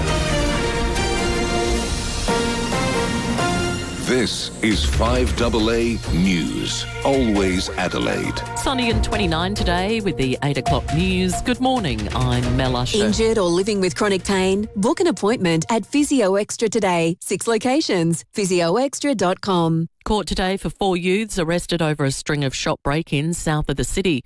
The group of boys, aged 13, 14 and 15, have been charged following 3 break-ins at Christie's Beach. CCTV confirming the boys smashed a door with a rock before entering and stealing items. A stolen Audi went up in flames at Penfield last night. It was found alight at the intersection of Ranger Road and Penfield Road around 10:30. It had been stolen from Paralawi earlier in the night. The car has been extensively damaged. Well, furious Liberals say the party is allowing the Albanese government to get away with murder as the coalition fights amongst itself. Michael Packey has more. A new opinion poll shows the opposition is continuing to bleed votes to One Nation, which is now the second most popular political party in Australia, and its leader, Pauline Hanson, the most favoured politician in the country. Liberal Senator Jane Hume says the coalition had the Labor government on the ropes, but managed to squander all its work in just 1 week. Anthony Albanese is getting away with murder on our watch. The junior coalition partner, the Nationals, split from the Liberals following a spat over new hate crime laws. Senior Labor MP Tanya Plibersek has told Seven the opposition has become a rabble. It's really disappointing for Australians. It just looks like the Liberals and Nationals are a bin fire. Nationals leader David Littleproud will soon face a test of his own position, but is expected to hold on to his job. A tick of approval for the state's economy. SA has retained its AA+ credit rating from global agency Fitch. Treasurer Tom Coutson-Tonis explains what that means. Got strong economic growth, good budget management, budget surpluses, manageable debt. I think South Australia's going places. They can see it in the figures, they can see it in the budget, and they can see in all the metrics around confidence in South Australia. These are a very good set of numbers. The RAA is extending its rewards program into the supermarket. Members can now save 5% on their groceries at Drake's 48 outlets across the state. The RAA rewards program already gives discounts off fuel, movies and food at some restaurants and cafes. Early Grammy winners during today's pre-show include Aussie's Tame Impala, Lady Gaga and Ariana Grande and Cynthia Erivo from Wicked for Good. The award show proper will get underway later this morning. And the Melania documentary has performed better than expected in its opening weekend stateside. It's made around $7 million, but will need to generate around 6 times that to break even.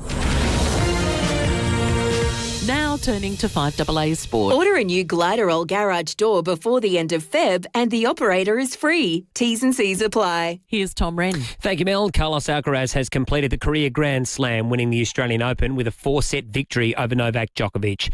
The Serbian took the first set 6-2, but Alcaraz caught fire from then on to win the next 3 sets 6-2, 6-3, 7-5.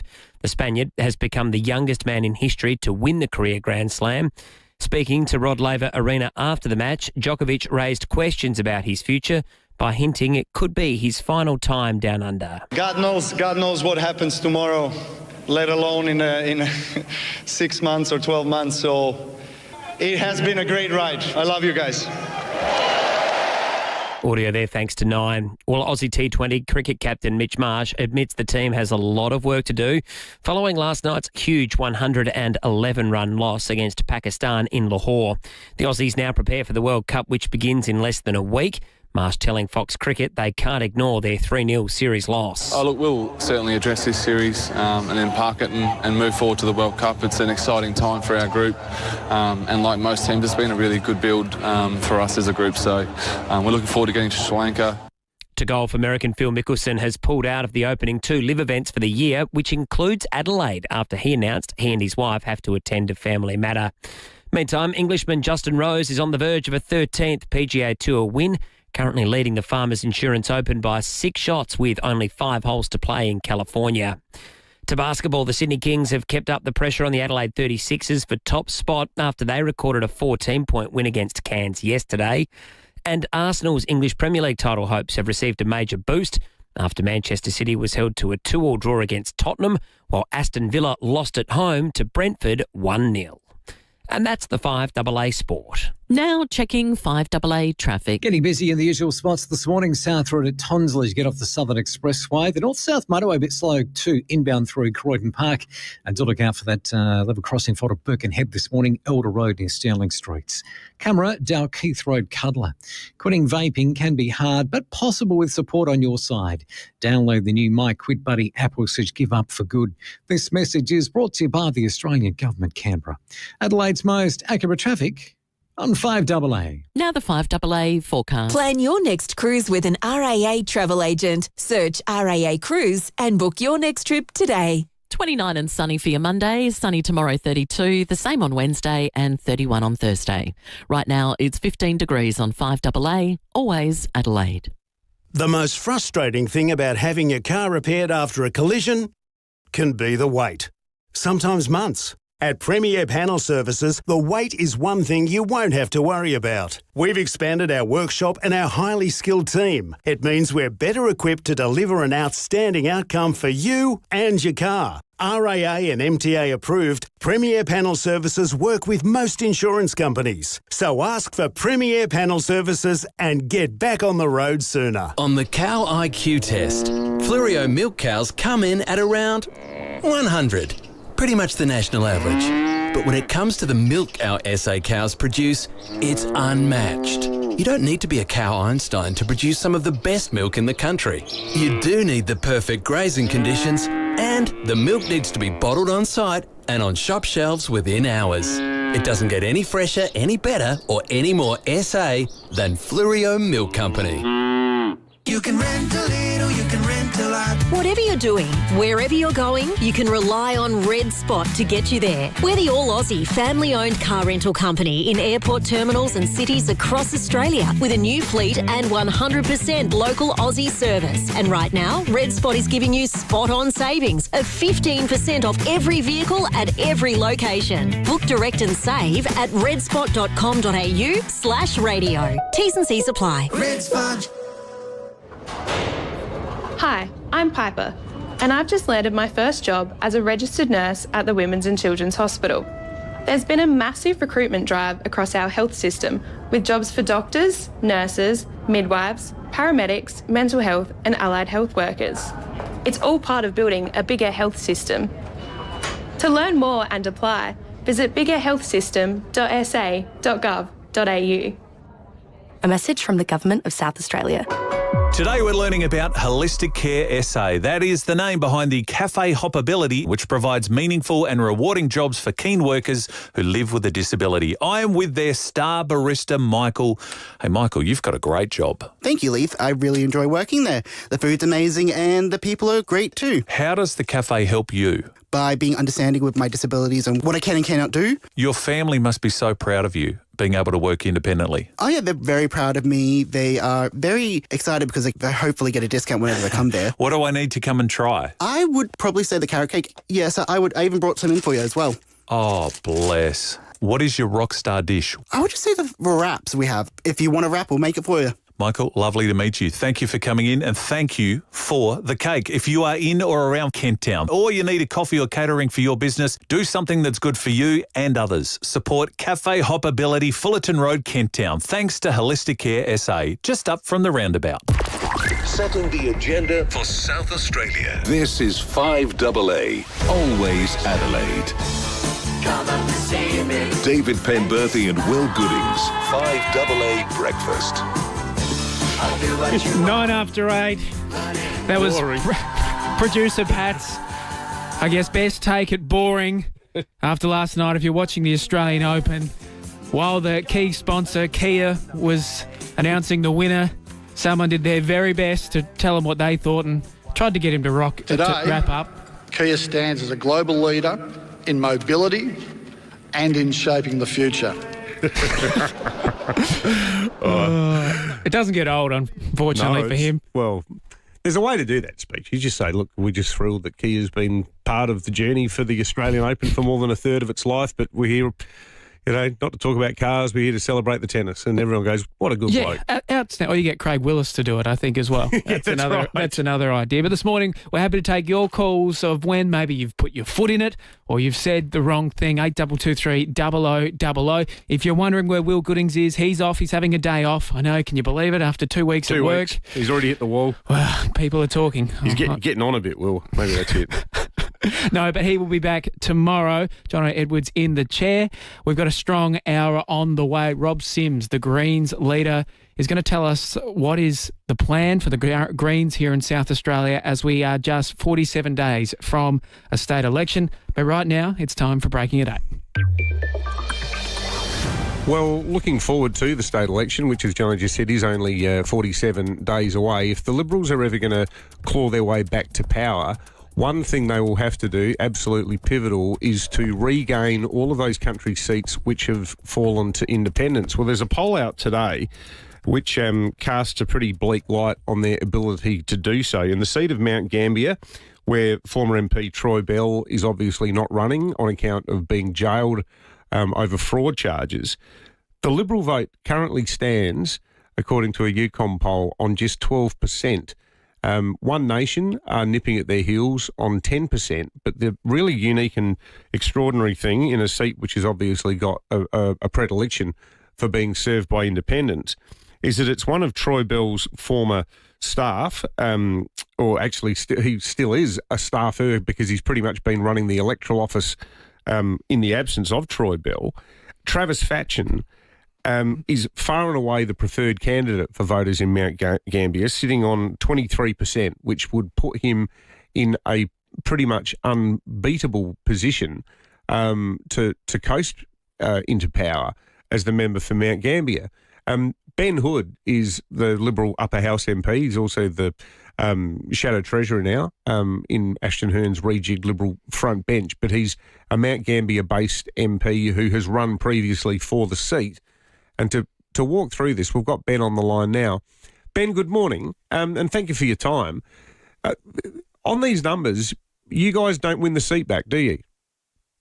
Yeah, well, good morning, boys. Always good to be with you. Look, this poll was actually run back in 2022 as well, the South Australian Forestry Products Association poll, who put it up. And back then they pegged me at about 10%. I finished up on 30%. So, look, the only poll that matters at the end of the day is the one that's in about 46, 47 days. And that'll be the proof point at the end of the day. And, look, we've got a great candidate down in Mount Gambier and Lamorna Alexander. She's out there. She's doing the work. We've had some fantastic announcements in Mount Gambier, the stuff that actually really matters, like getting radiotherapy into the Limestone Coast, $1 billion invested in breaking the back of our road maintenance backlog. They're the kind of things that the people of Mount Gambier want to hear. And, look, in terms of independence, they pop up. They hope to get some crumbs sort of every 4 years for whoever's in government. But, it is a bit of an unlucky dip. You're not exactly sure who you're getting. I mean, if there's a proof point to be made that, we've had, nominally conservative independents be voted in and have almost instantaneously become Labor cabinet ministers. So with independent, I think it's an unlucky dip. You're not exactly sure who you're going to get. We're focused on Mount Gambier. We focused on McKillop. We focused on all of these seats in our regional areas because it is a Liberal Party that really is the only party that's got an interest in ensuring that there is a balance and there is equity between metro and regional South Australia. What would your message be, Ben, at a time when, and we've had texts today about this, we certainly had a hell of a lot of them last week when we spoke to Pauline Hanson, when you've got Conservative voters who are sort of shopping their vote around and looking for other Conservative candidates, arguably more Conservative candidates than the Liberals, be they independents or be they One Nation people. Are you worried about the erosion of the Liberal vote? What would you say to those voters who are thinking about going elsewhere? Well, look, I'd say to them, Pembo, is just, I guess, look at the leader that we've got. I mean, Ashton was on with you guys last week, and I think all of your listeners would agree that Ashton is a practical, an outstanding MP in her own right, and someone who can be Premier of this state. And I would say, look to our policies, look to our message, which is a more affordable South Australia, a better health system and safer suburbs. They're the three pillars that we're running on, and that includes regional South Australia. Now, we're getting down to the practical policies of what's actually going to make a difference here in South Australia. We're not going to sit there and make a whole heap of promises and then break them. And we've seen that time and time again with this state government, whether it be hydrogen or ramping or housing. We are about practically getting to the people of South Australia. And we know we've got a mountain to climb. Ashton said that herself on your show. But we're turning ourselves inside out to make sure that we get that message out there and that the South Australian people have a very real choice in the Liberal Party. Shadow Treasurer Ben Hood, thanks very much for joining us this morning for Breaking at 8. You've lost your sound effect, Johnny. I had him ready.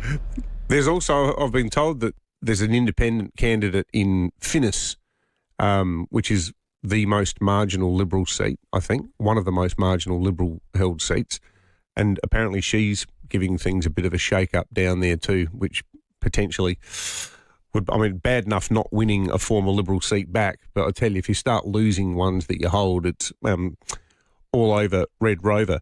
Now, the poll that I mentioned earlier came out of this research that's been done by the South Australian Forest Products Association. We have the Chief Executive, Nathan Payne, joining us now because there's some really interesting data about an industry which is, I think a lot of city people probably don't realise just how important forestry is to South Australia. We far and away provide, in a sort of per capita basis, the lion's share of national timber.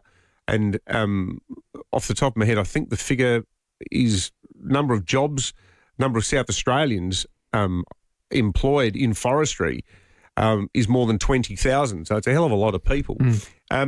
Nathan, good morning, mate. The thing that struck me as most interesting in your sort of pre-election policy wish list was flagging concerns about the extent to which cheaper foreign imports and changes in building, housing and commercial buildings from Aussie-grown timber to light imported steel, that's potentially going to put a lot of jobs at risk, isn't it? Good morning, gents. And yeah, look, absolutely. Dave, as you pointed out, we directly and indirectly employ over 21,300 South Australians. We contribute $3 billion to the South Australian economy. Throughout the Green Triangle, we process 35% of Australia's structural framing timber. This is an industry that was started by George Goyder in 1875. That's how long we've been growing trees and turning that into the products that we need to build houses and keep the economy moving. What we're faced with today is we're faced with surging imports of Chinese timber products, largely, in many cases, using Russian conflict timber that is flooding into the Australian market as a result of the global trade disruption, aka Liberty Day tariffs. They can't send it to the US anymore, so it's landing here. They're selling at about half the price that we sell domestically manufactured timber. And whilst that sounds great, if this situation's prolonged, the impact will be on our domestic manufacturing sovereign capability. I know you're not sort of arguing for a protectionist model, but you know, given that we might inadvertently be doing our bit to prop up the Chinese and, from what you say, also Russian economy by using some of these imports, is there an argument that while everybody wants to get his house as cheaply as they possibly can, should there be some sort of like preferential treatment given to Australian timber in order to protect those jobs? And can you do it in a way that doesn't sound like, you know, a Trumpian-style tariff wall, or do we just say, well, bugger it, we've got to protect our industry, we are going to do a Donald Trump on this and say you got to use Aussie wood? Well, I think we already do in many cases. You know, we've got the federal government's Made in Australia campaign. In South Australia, there's already a preferential procurement policy for steel out of Whyalla. That's not house framing steel. That's a different type of steel. And the South Australian government, former Treasurer Stephen Mulligan, released procurement policies that talked about preferencing domestic manufacturing. However, what we're seeing is, in some circumstances, that policy is not always being, brought to bear. Whilst, you know, I'd like to acknowledge the Premier and the Minister of Forest Industries, Claire Scriven, and the Minister of Education, Training Skills, Blair Boyer, ensured the new Tonsley Technical College and the new Mount Gambier Technical College, which is opening today, were built out of South Australian timber, and that's wonderful.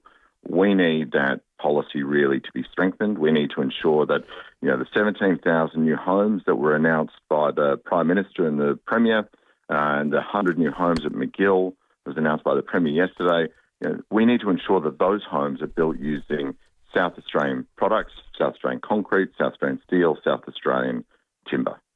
Nathan Payne, the CEO of the SA Forest Products Association, thank you for joining us. All right, 20 minutes after 8. We'll check traffic and we'll come back with Bronte Manuel from Toop and Toop Real Estate. Some really interesting information coming out today showing a prop track survey showing that the median house price here in South Australia has increased once again by 0.9% over the past month. It's the highest across the country. We'll discuss that and more after this. Got some really big delays to look out for this morning after a smash at St Maurice, McGill Road near Glenburn Road. Super slow through there. Birkenhead level crossing fault, but that's not causing too many dramas, which is good. Elder Road near Stirling Street, but we are quite busy, the north-south motorway, Croydon Park. Early morning camera, Dalkeith Road, Cutler. Speed limits around some SA schools are dropping to 40 kilometres an hour during school drop-off and pick-up times from November. Find out more at dit.sa.gov.au. Adelaide's most accurate traffic on 5AA. The 5AA Sports Show. Rowie and Timmy G. Crows held a gruelling mini-practice match today.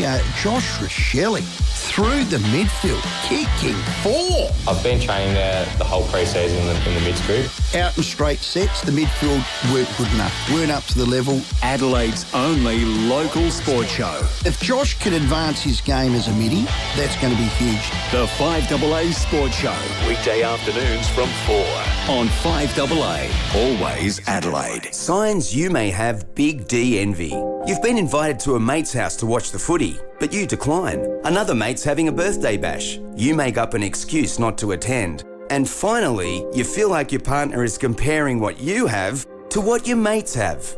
Avoid Big D envy. Get in touch with Big Difference Home Improvements. From outdoor blinds to stunning verandas, pergolas, timber decking and carports. Big Difference Home Improvements will change your life. BigDifference.com.au. If you need to fix your pipes, call Precise. Call Precise. If your toilet's blocking up, call Precise. Call Precise. If your lights aren't turning on, or your hot water is gone, or a plumber or an electrician, call Precise. Precise. Precise Plumbing and Electrical. Call 1300 700 200. That's 1300 700 200. Precise Plumbing and Electrical. We're helping life flow. Or a plumber or an electrician, call Precise. Call Precise. Now, if your solar system's been up for 10 or 15 years, it's probably paid for itself, but it's definitely not doing as well as it did. That's why right now is the smart time to upgrade with NRG Solar. Yeah, certainly. Panels today are twice as efficient and a fraction of the price, and most families see payback in just 3 to 5 years. There's even a greater saving on your power bills with a battery. When it comes to batteries, NRG Solar is the local authority. They looked after me. They're a really reputable company. They've fixed thousands of dodgy systems left behind by other companies, and they only install trusted brands like SIG, Franklin, Sungrow, Tesla, BYD and Enphase. So whether if you want to slash your bills or go fully independent, they design a system that fits your home and your future, plus walk you through all the rebates. NRG Solar, zero power bills, total peace of mind. Visit nrgsolar.com.au. Is it the best Beechwood home ever made?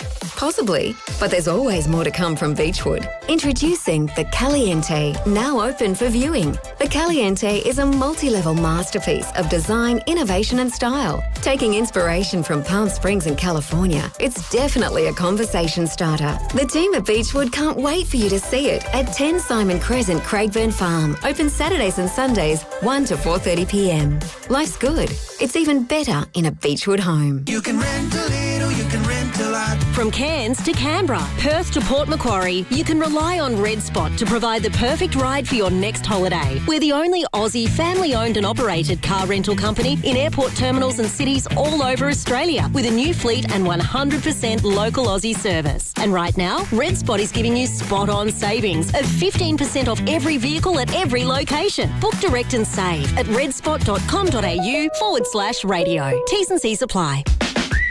Aussie kids are active kids, creative kids, sporty kids. Are you a Weet-Bix kid?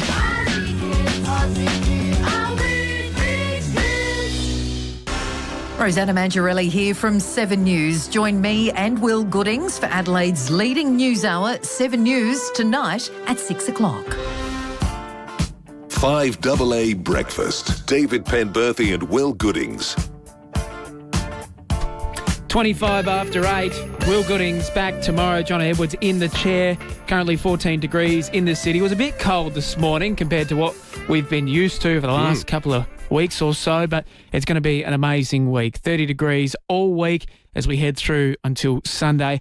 And David, we've got a quiz coming up, which is tickets that you can't buy at all. Well, you can buy them. There's only a few left. There's not many left. I know, metaphorically speaking, it's money can't buy experience, Johnny. But you can still buy tickets if you jump on the Humanitix website. But no, this coming Sunday at the Capri Theatre, this is going to be so much fun. A mate of mine, Jeffrey Reed, who some listeners will recall, we had him on the show last year, has made a documentary about Australia's favourite tennis player, 102-year-old Henry Young.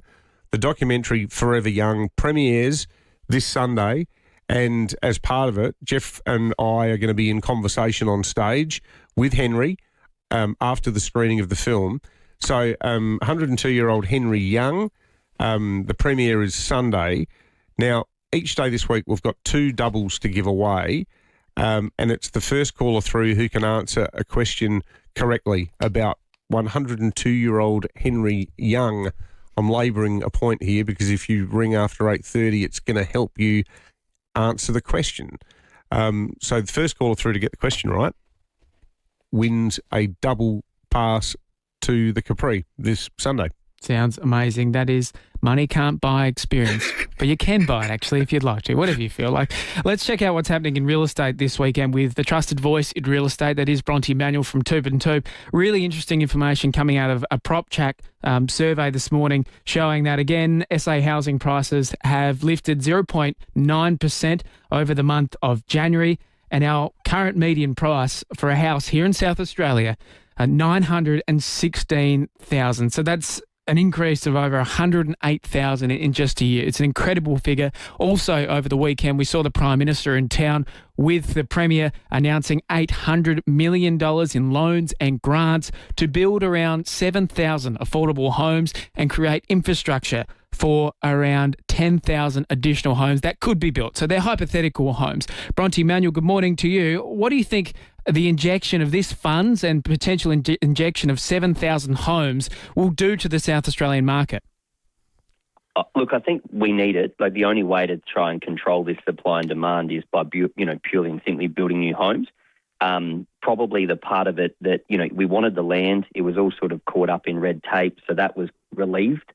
And then they said, yep, you've got the land, but then without the infrastructure, it's several years away from building. Now it sounds like that might happen in the next 12 to 18 months. Now I think we probably just need to find the extra 20,000 tradespeople to build them, and then we've got a solution. Bronte, tomorrow all eyes are going to be on the Reserve Bank for what looks like a foregone conclusion that the RBA will be jacking up interest rates by 0.25%. What impact do you think that could have on buyer behaviour after the 5 minutes of economic sunshine we got last year with the 3 rate reductions? I think one rate rise, I'm still trying to talk in the positive. One rate rise or 2 rate rise, I don't think will have, too much effect. If there is this talk that it's going to go on forever and there's going to be 3, 4 or 5, well, psychologically it may have more effect. But look, I think everyone's expecting it. It's kind of been pre-framed in everyone's head. And if it doesn't happen, if anything, it'll probably just give, a spur of confidence. And if it does, I think it'll be business as usual. Yeah, absolutely. Good stuff, Bronte. We'll chat again next week. Bronte Manuel there from Toop and Toop. 8223 0000. If you would like to be a part of David's quiz, he's been working hard putting together these questions. Been up all night. You've been up all night. This is going to be harder than Millionaire Hot Seat. I'll give you the hot tip. 8223 0000. We'll come back with that. And the leader of the Greens here in South Australia, Robert Sims. What are their key election policies just 47 days from the state election? 5AA Breakfast is streaming live right now. To watch, simply head to 5AA on Facebook or YouTube.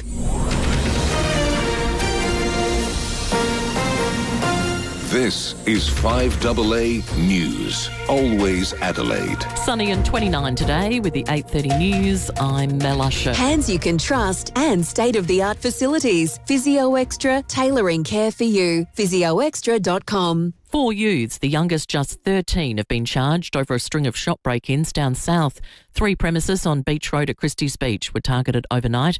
Senior Constable Matt Brown says it's alleged they smashed a door with a rock before entering and stealing items. Further investigations led police to an address in Aldinga Beach where 4 boys were arrested, and they've all been charged with serious criminal trespass, theft and breaching bail. And bail has been refused, so they'll be in the Christie's Beach Youth Court this morning. A stolen Audi has been torched in the northern suburbs. It was found alight last night at the intersection of Ranger and Penfield Roads at Penfield. It was taken from an address at Paralawi a few hours earlier. Senior Liberals are seeking to play down chances of a leadership challenge in Canberra this week. The Nationals leader, David Littleproud, is expected to survive a spill motion to be brought following the breakup of the coalition.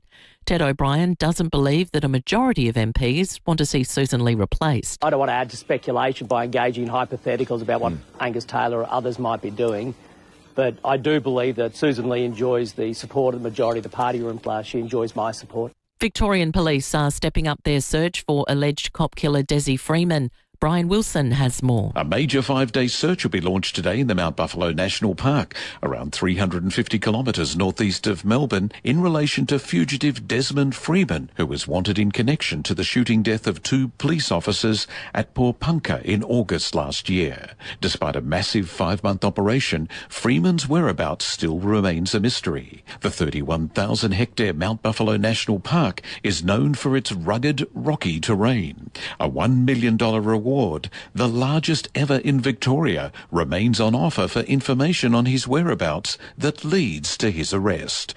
Iran's supreme leader is warning any attack by the United States on his country would spark a regional war in the Middle East. The White House has sent a number of American warships to the region after Tehran's crackdown on nationwide protests. US military expert Glenn Ignazio says other countries in the Middle East likely don't want to get involved. If we're going to have to go on this on our own, because Saudi Arabia is not going to support, UAE is not going to support, and of course Turkey, UAE and Saudi, I understand, but that may be something that we have to do on our own. Maybe Israel and stuff will support us, but I think this might be a US-only type of operation. Now turning to 5AA Sport. Order a new Gliderol garage door before the end of Feb and the operator is free. T's and C's apply. With everything tennis is Tom Wren. Yes, thank you, Mel. Carlos Alcaraz has completed his major bingo card, winning the Australian Open. Craig Gabriel reports from Melbourne Park. It took him 3 hours and 2 minutes to make history. Carlos Alcaraz has achieved his dream of recent months and become the youngest man to win a career slam, a record that dates back to 1938. Alcaraz defeated Novak Djokovic 2-6, 6-2, 6-3, 7-5. Djokovic started superbly and was in total command of the first set, but then early in the second set, a net cord seemed to turn things for Alcaraz. The ball clipped the net and died on the Djokovic side, and from there, Carlos seemed to come alive. Let's go to cricket. Australia has suffered its heaviest defeat in men's T20 history, just days out from the World Cup. The Aussies went down to Pakistan in Lahore by 111 runs after being bowled out for just 96. To golf, an American, Phil Mickelson, has withdrawn from the opening 2 live events, one of them being here in Adelaide, after he announced on social media he wouldn't be able to attend the opening 2 tournaments because he and his wife have to attend a family matter. To soccer, and Brentford's push for European football has received a big shot in the arm after upsetting Aston Villa 1-0 on the road. Brentford was forced to 10 men late in the first half, but then scored only a few minutes later thanks to a thunderbolt finish. Looking for Igor Siago, and he's bowled it back in the nets! Once again, Dango Watara scores against Aston Villa and picked this out the back of the net. Audio there thanks to Stan Sport. The result means Villa is still 7 points behind leaders Arsenal, while Manchester City is 6 points back after they could only manage a 2-2 draw against Tottenham. Manchester United's up to 4th after a 3-2 win against Fulham, while Nottingham Forest and Crystal Palace drew 1-1. And Alex Volkanovski has defended his featherweight title with a unanimous decision victory over Diego Lopez at UFC 325 in Sydney. And that's the 5AA Sport. Now checking 5AA traffic. Still got really big delays at the moment at St Morris, McGill Road near Glenburn Road due to that earlier smash. Level crossing fault to keep an eye on at Burke and Hepburn. No great delays at the moment, so that's good. Elder Road near Stirling Street. Pretty sluggish right now. The north-south motorway at Croydon and getting quite busy. South Road at Tonsley. Camera, Lingdock Road at Gawler East. Open doors to new possibilities with exceptional offers on select Mercedes-Benz models. Visit your local Mercedes-Benz retailer today. Terms and conditions apply. Adelaide's most accurate traffic on 5AA. Now the 5AA forecast. Make your next cruise a breeze with RAA Travel. Search RAA Cruise and book your next trip today. A top of 29 for your Monday and sunny. Sunny tomorrow 32, Wednesday the same and Thursday 31. Right now it's 15 degrees on 5AA. Always Adelaide.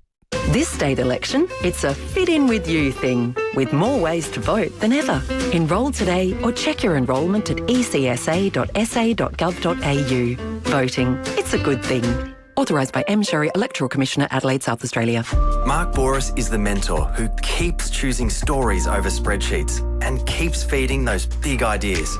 So keep good company with the Mentor podcast. Agostino Mitsubishi Nailsworth and Mawson Lakes are definitely in the spirit of giving with the Mitsubishi Outlander ES. Drive away for just $39,990. Plus it comes with a 10-year warranty and 10-year cap price servicing. Agostino Mitsubishi, famous for great service, great trade-ins and great range. And if they say they're going to do something, they'll do it. Get into Agostino Mitsubishi, Nailsworth and Mawson Lakes for Mitsubishi Outlander ES. Drive away from just $39,990. The most frustrating thing about having your car repaired after a collision can be the wait. Sometimes months. At FIVEAA Panel Services, the wait is one thing you won't have to worry about. We've expanded our workshop and our highly skilled team. It means we're better equipped to deliver an outstanding outcome for you and your car. RAA and MTA approved, FIVEAA Panel Services work with most insurance companies. So ask for FIVEAA Panel Services and get back on the road sooner. Now, we all know House Inspect Australia is Australia's most respected home inspection company, and for the last 6 years, Litzia and Barney Amaru have been a major part of that amazing team. And they love the company so much that they've become the new owners. Litzia and Barney love facilitating those dreams of home ownership and helping their clients through their biggest purchase. Now, they want it to be an easy part. They want to help your property purchasing journey. They'll thoroughly inspect the home and explain exactly what you need to do so you can move forward confidently. As you know, the whole House Inspect Australia team is qualified, so you can trust them to help you navigate through what's probably your biggest ever purchase decision. Visit houseinspectaustralia.com.au. Oh, geez, it's hot in here. Can someone pass the Morford air? Oh, that's better. When the temperature is too hot or cold to bear, reach for the Morford Air, Adelaide's own homegrown family air conditioning company. Morford Air has kept South Australians perfectly comfortable for over 50 years. So when it's too hot or cold to bear, you can always reach for the Morford Air. Look for the bright blue building at 602 Marion Road or visit morfordair.com.au. Morford Air. When you're gone, who gets the things that tell your story? Like the classic car you've kept immaculate, the beach shack filled with family memories, or the record collection from your youth. If you don't plan now, it could get messy. Donlan Lawyers specialise in wills and estate planning. From the simplest to the most complex, Donlan Lawyers will give effect to your wishes.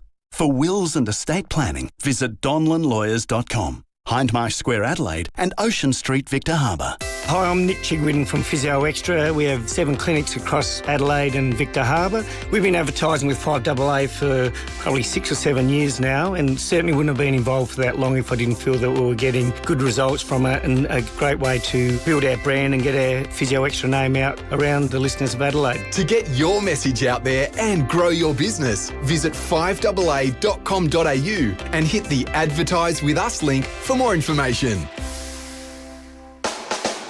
David Penberthy and Will Goodings, 5AA Breakfast. 21 to 9. Good morning to you if you're joining us for the very first time. Welcome to Monday, the 2nd of February. Will Goodings off. John Edwards in the chair. He'll be back tomorrow.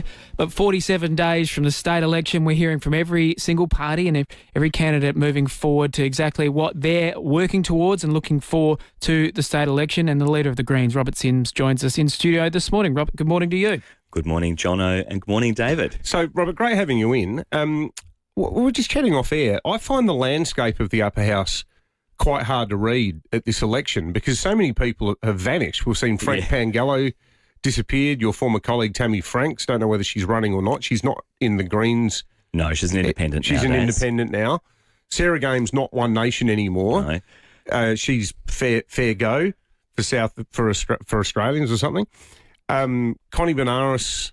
She's still with SA Best. She's still with SA Best. Jing Lee is an independent. Yeah, it's a bit like the bar scene in Star Wars these days. It's a very unusual kind of group that we have there in the upper house.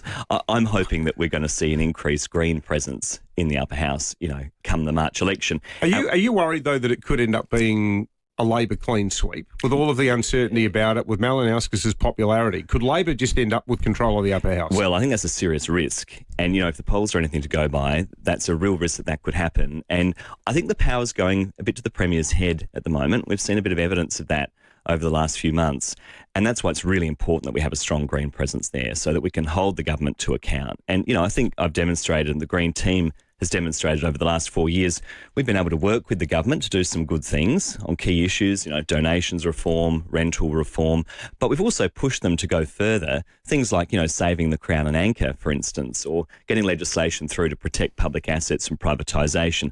These are things that wouldn't have happened if the Greens weren't there. And the Liberals are such a mess at the moment, I don't think they can be relied upon to, hold the Labor Party's feet to the fire. So it's really important we have that strong upper house presence.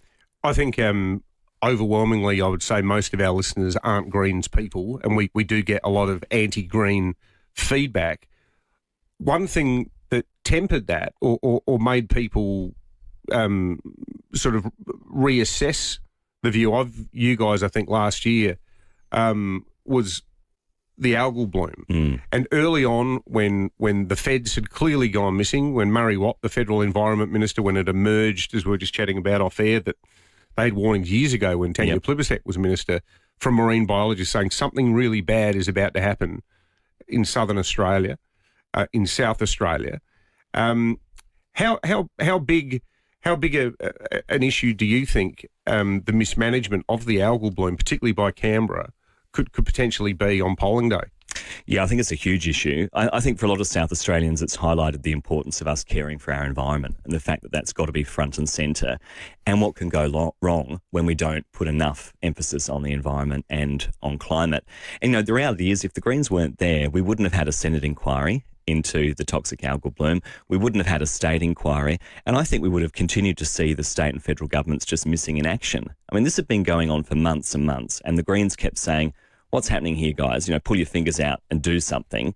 And through that pressure, we were able to see some movement in terms of funds being unlocked. But I still believe that the state Labor government were far too slow to act. They didn't take it seriously enough. And as a result, there's been a huge economic impact, and I think a huge social impact as well for South Australians. It's devastating to see us having our way of life threatened in that way. You've been chairing the Harmful Algal Bloom Committee. Last week we saw some information coming out of it, which is pretty concerning for, I think, a lot of people. Yeah, totally. I mean, one of the things that we heard is that there's a serious risk that it could spread to other states, which would be devastating. But I was also really shocked to hear from the Conservation Council that apparently there has been no reporting yet done on the ecological impacts, no public reporting done by the government on that. I find that absurd. And so, I'm certainly calling for them to make that information more readily available so that we can get to the bottom of what's going on. Because this is going to have a long tail. One of your policies about housing, Robert, goes to the introduction of rent capping so that landlords can't jack up rents. What would you say to people who are listening to the show who have investment properties who would go, well, we've got to juggle all of our inputs, council rates, there's a hell of a lot of things that are affecting us. We're not protected from cost of living issues either. Yeah, sure. I understand that. And that's why part of our policy is that we would cap rent increases in line with CPI, which I think is reasonable. So that means they can recover some of those expenses. But we've got a serious problem at the moment where, whilst a majority of landlords might well do the right thing, there are some people that are just being greedy. And, I got contacted by a constituent last week. Their rent is being put up in 1 year by over $100 a week. Now, that's just too much. People can't afford that. And as a result, we're seeing homelessness spike and more people are being plunged into poverty. And a rent cap, I think, is reasonable. The landlord owns the asset. They own the property, and they do get quite generous tax concessions from the federal government through negative gearing. Putting a cap on the amount that they can continue to increase rent, I think, is reasonable. Robert Sims, Leader of the Greens. You're not up, are you? But no. You've got another, so you're guaranteed another term. That's right. Well, I'm here for another 4 years before I'm up again for election. So my focus at the moment is supporting our lead candidate. We've got Melanie Selwood running and Katie McCusker, who ran previously in Dunstan. She's run a few times. She ran in Sturt. Yeah, well, she did. So they're our candidates for the upper house, and I'm out there supporting them. But the other seat that I've been spending a lot of time in is Hyson. Okay, in the Adelaide Hills. Yeah, so we got 20% of the vote in Hyson last. There's not many Liberals left if all this happens. Seems to be an endangered species at the moment. But we got 20% in Hyson last state election, and we didn't really These are all the people in Nairn who make their own yogurt. Oh, well... There's a lot of green people up in that area. But we got 20% of the vote. There, David. This time, we're running a really big campaign there. And, we did a big door-knocking effort on the weekend. We had Larissa Waters down here. We had 70 people out door-knocking, and we had hundreds of conversations. It feels really good on the ground. And our candidate, Genevieve Dawson-Scott, is doing a very good job. So I think that's a seat that could flip to the Greens this election, which would be really exciting. Yeah, it certainly would be, not for the South Australian Liberal Party. We'll shake things up for them, that's right. Robert, great to catch up, and we'll probably talk again during the campaign. Thank you. Thanks very much for the opportunity. Cheers. All right, 14 minutes to 9. Before we check traffic, I'm putting the call out for David's quiz. If you want tickets to Henry Young's film, Henry Young, an iconic South Australian, one of the greatest tennis players going around at the ripe old age of how old? 102. 102. Yep. Join the conversation, the quiz to win tickets, 8223 0000. We'll take your calls after this. Seeing some really big delays this morning around St Maurice. That's due to that smash McGill Road near Glenburn Road. Very slow through there. Birkenhead level crossing fault still getting sorted out. Elder Road near Stirling Street. Quite busy at the moment. Paynham Road coming inbound through Glen, and pretty sluggish too at the moment. Robe Terrace at North Adelaide. Camera, Walkerville Terrace, Gilberton. Good morning. Start with GYG's new $12 brekkie burrito bundle. Your choice of breakfast burrito and barista-made coffee. Any size, only at GYG.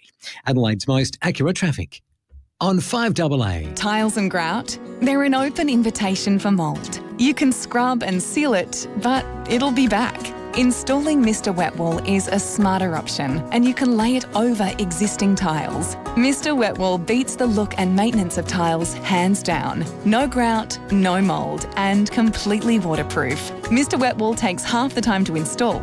It means your costs are kept down. So why wouldn't you, Mr. Wet Wall? Take a look at MrWetWall.com.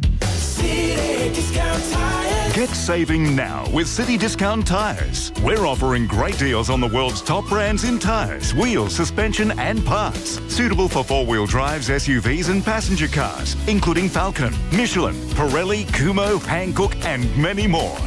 Finance options available. Search citydiscounttires.com.au and locate your nearest dealer today. City Discount Tyres. We're driven by value.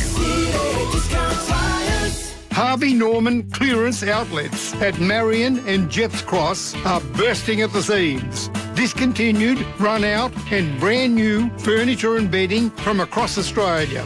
Prices are slashed for you to get a bargain. Clearance outlets at Marion Road Marion and Jepps Cross Homemaker. Tell them Jerry sent you. Furniture and bedding at Marion and Jepps Cross. Harvey Norman clearance outlets. Go, Harvey, go. You can rent a little, you can rent a lot. Business too small to be noticed by those global car rental companies? Well, you can rely on Red Spot to look after you. We love renting to small businesses because we used to be one. We're the only Aussie family-owned car rental company in airport terminals and cities across Australia. And right now, Red Spot is giving you spot-on savings of 15% off every vehicle at every location. Book direct and save at redspot.com.au/radio. T's and C's apply. Red Spot. Did you know 1 in 6 Aussies live with some sort of hearing loss? And once you're over 50, that's me, that's going up to 1 in 3. So if you noticed over Christmas your loved one isn't listening or becoming distant, it might not be selective hearing. don't take it personally.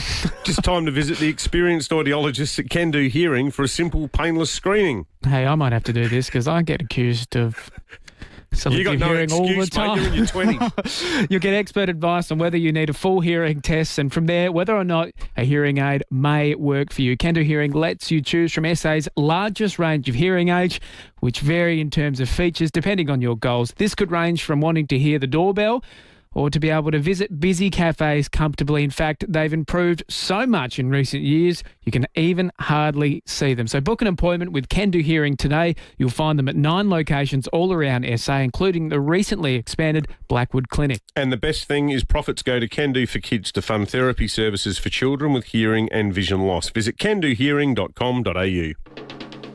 5AA Breakfast. David Penberthy and Will Goodings.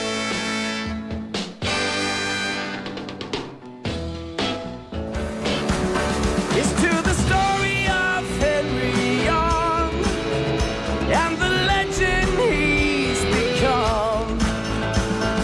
Playing forever, forever young. Henry Young, an iconic South Australian, and you have a quiz to send people along to see. Well, it's a movie about Henry. Forever Young is the film. The director is Jeffrey Reed, and it premieres at the Capri Cinema. Now, if you do want to get tickets, there's 2 ways you can get them. You can listen in every day this week and enter the competition. We're giving away a double pass every day, so you can get along for free.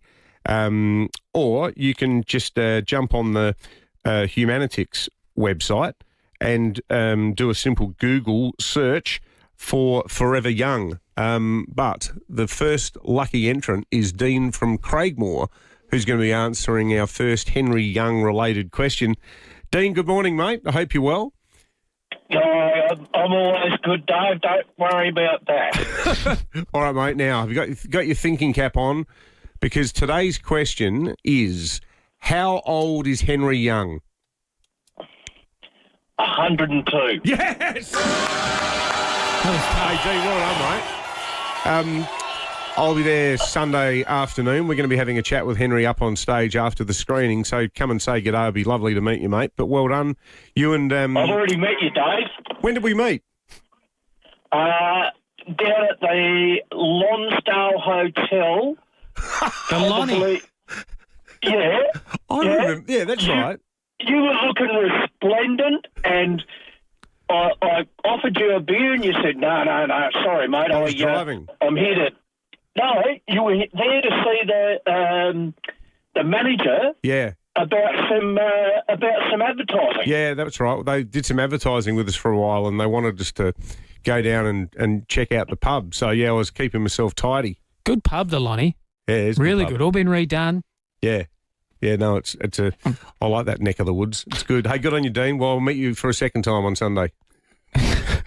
Reunions, we like this. Hey, we're taking your calls this morning, 8223 0000, on when did you put your foot in it? Because last night, if you were watching the Australian Open, while the sponsor, Kia, was doing their little speech, as they always do, a member of the crowd, well, he wasn't a fan of it. Kia stands as a global leader in mobility and in shaping the future. The crowd loved it. We loved it. The punter yelling out boring right in the middle of the speech. Robert from St. Peter's, when did you put your foot in it?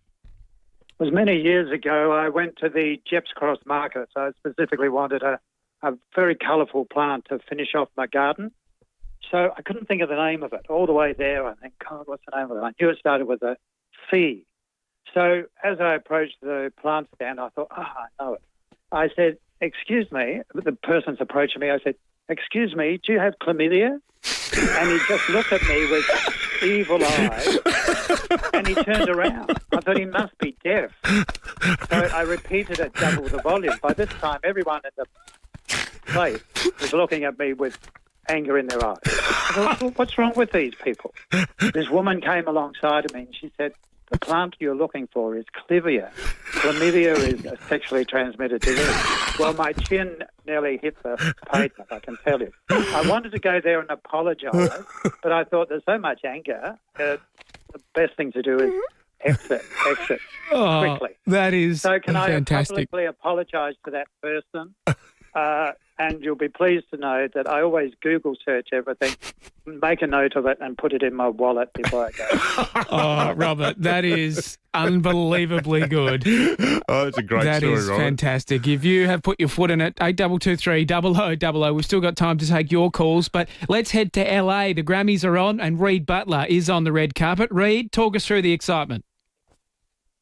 Yeah, g'day, guys. It is very exciting here. We're seeing some reasonably biggish names start to arrive on the red carpet, but probably in the next 10, 15, 20 minutes, we'll have those top-of-the-tree ones, your Lady Gagas, your Sabrina Carpenters, Justin Bieber. We're expecting all of those big names, including Mariah Carey. What has been really cool, though, earlier, we've had a lot of Aussies on the red carpet as well.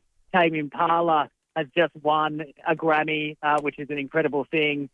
In the pre-award ceremony that they do untelevised, which is good. And we've also seen Amyl and the Sniffers, the Melbourne pub rock band, come down and strut their stuff, and Rufus the Soul as well. So we've got a pretty good Aussie showing here today, and it is funny hearing those really thick accents among all these Americans. What will they make of Amyl and the Sniffers? Crikey, Reed. Unbelievable. I know. I had to tell. I was talking to Amy, who is the lead singer, and she was saying she's worried that she'll drop an F-bomb if she gets up there to win to make her speech. And I could probably imagine that happening. They kind of stuck out, I would say, on this red carpet, but that is a good thing. So who's the smart money on? Who's likely to take home the most gongs? Is Taylor Swift up there for the Tale of FIVEAA or whatever it's called, the latest record? No. So interestingly, Taylor isn't nominated at all for the first time since 2017. So a lot of people have been saying snub, yeah, but totally. Actually she released that FIVEAA song and the album Life of a Showgirl after the eligibility closed for the Grammys. It's August 24 to August 25, so she's not nominated at all. Beyonce's not nominated, so instead we're seeing chances, sort of a fresh crop of, I guess, artists who could go up there and do really well, like Sabrina Carpenter, Youngblood, that artist everybody's talking about. Also Justin Bieber, of course, he's very well known. He's up there to potentially win the Album of the Year, the big award, as is Lady Gaga and Bad Bunny, the Latin singer, who, if he wins, and he's performing at the Super Bowl next week, and sort of everybody's talking about him, at least here in the United States at the moment, he'd be the first Latin American to win the Album of the Year. So that'd be a bit of history, but we'll see what happens. He better be careful getting back to his hotel in the current climate in the US. He might find himself back in Puerto Rico quick smart. Good on you, Reed. Reed Butler at the red carpet for the Grammys for 9 years. All right, let's check the fuel situation. All thanks to RAA. Don't get stuck on the side of the road. Get RAA road service. Unleaded at West Highmarsh, the U-Goat, $1.43.9. Leroy's at Manopara, $1.45.9. And the diesel Solo at Marion, $1.59.9. We're out of time, David. It's been good fun. Will Goodings pleasure back working tomorrow. with you, Johnny. It was great fun, mate. We'll do it Good on again you. soon. Yeah. Enjoy sure. your day. A magnificent day. Top of 32 degrees. We'll catch you tomorrow from 6.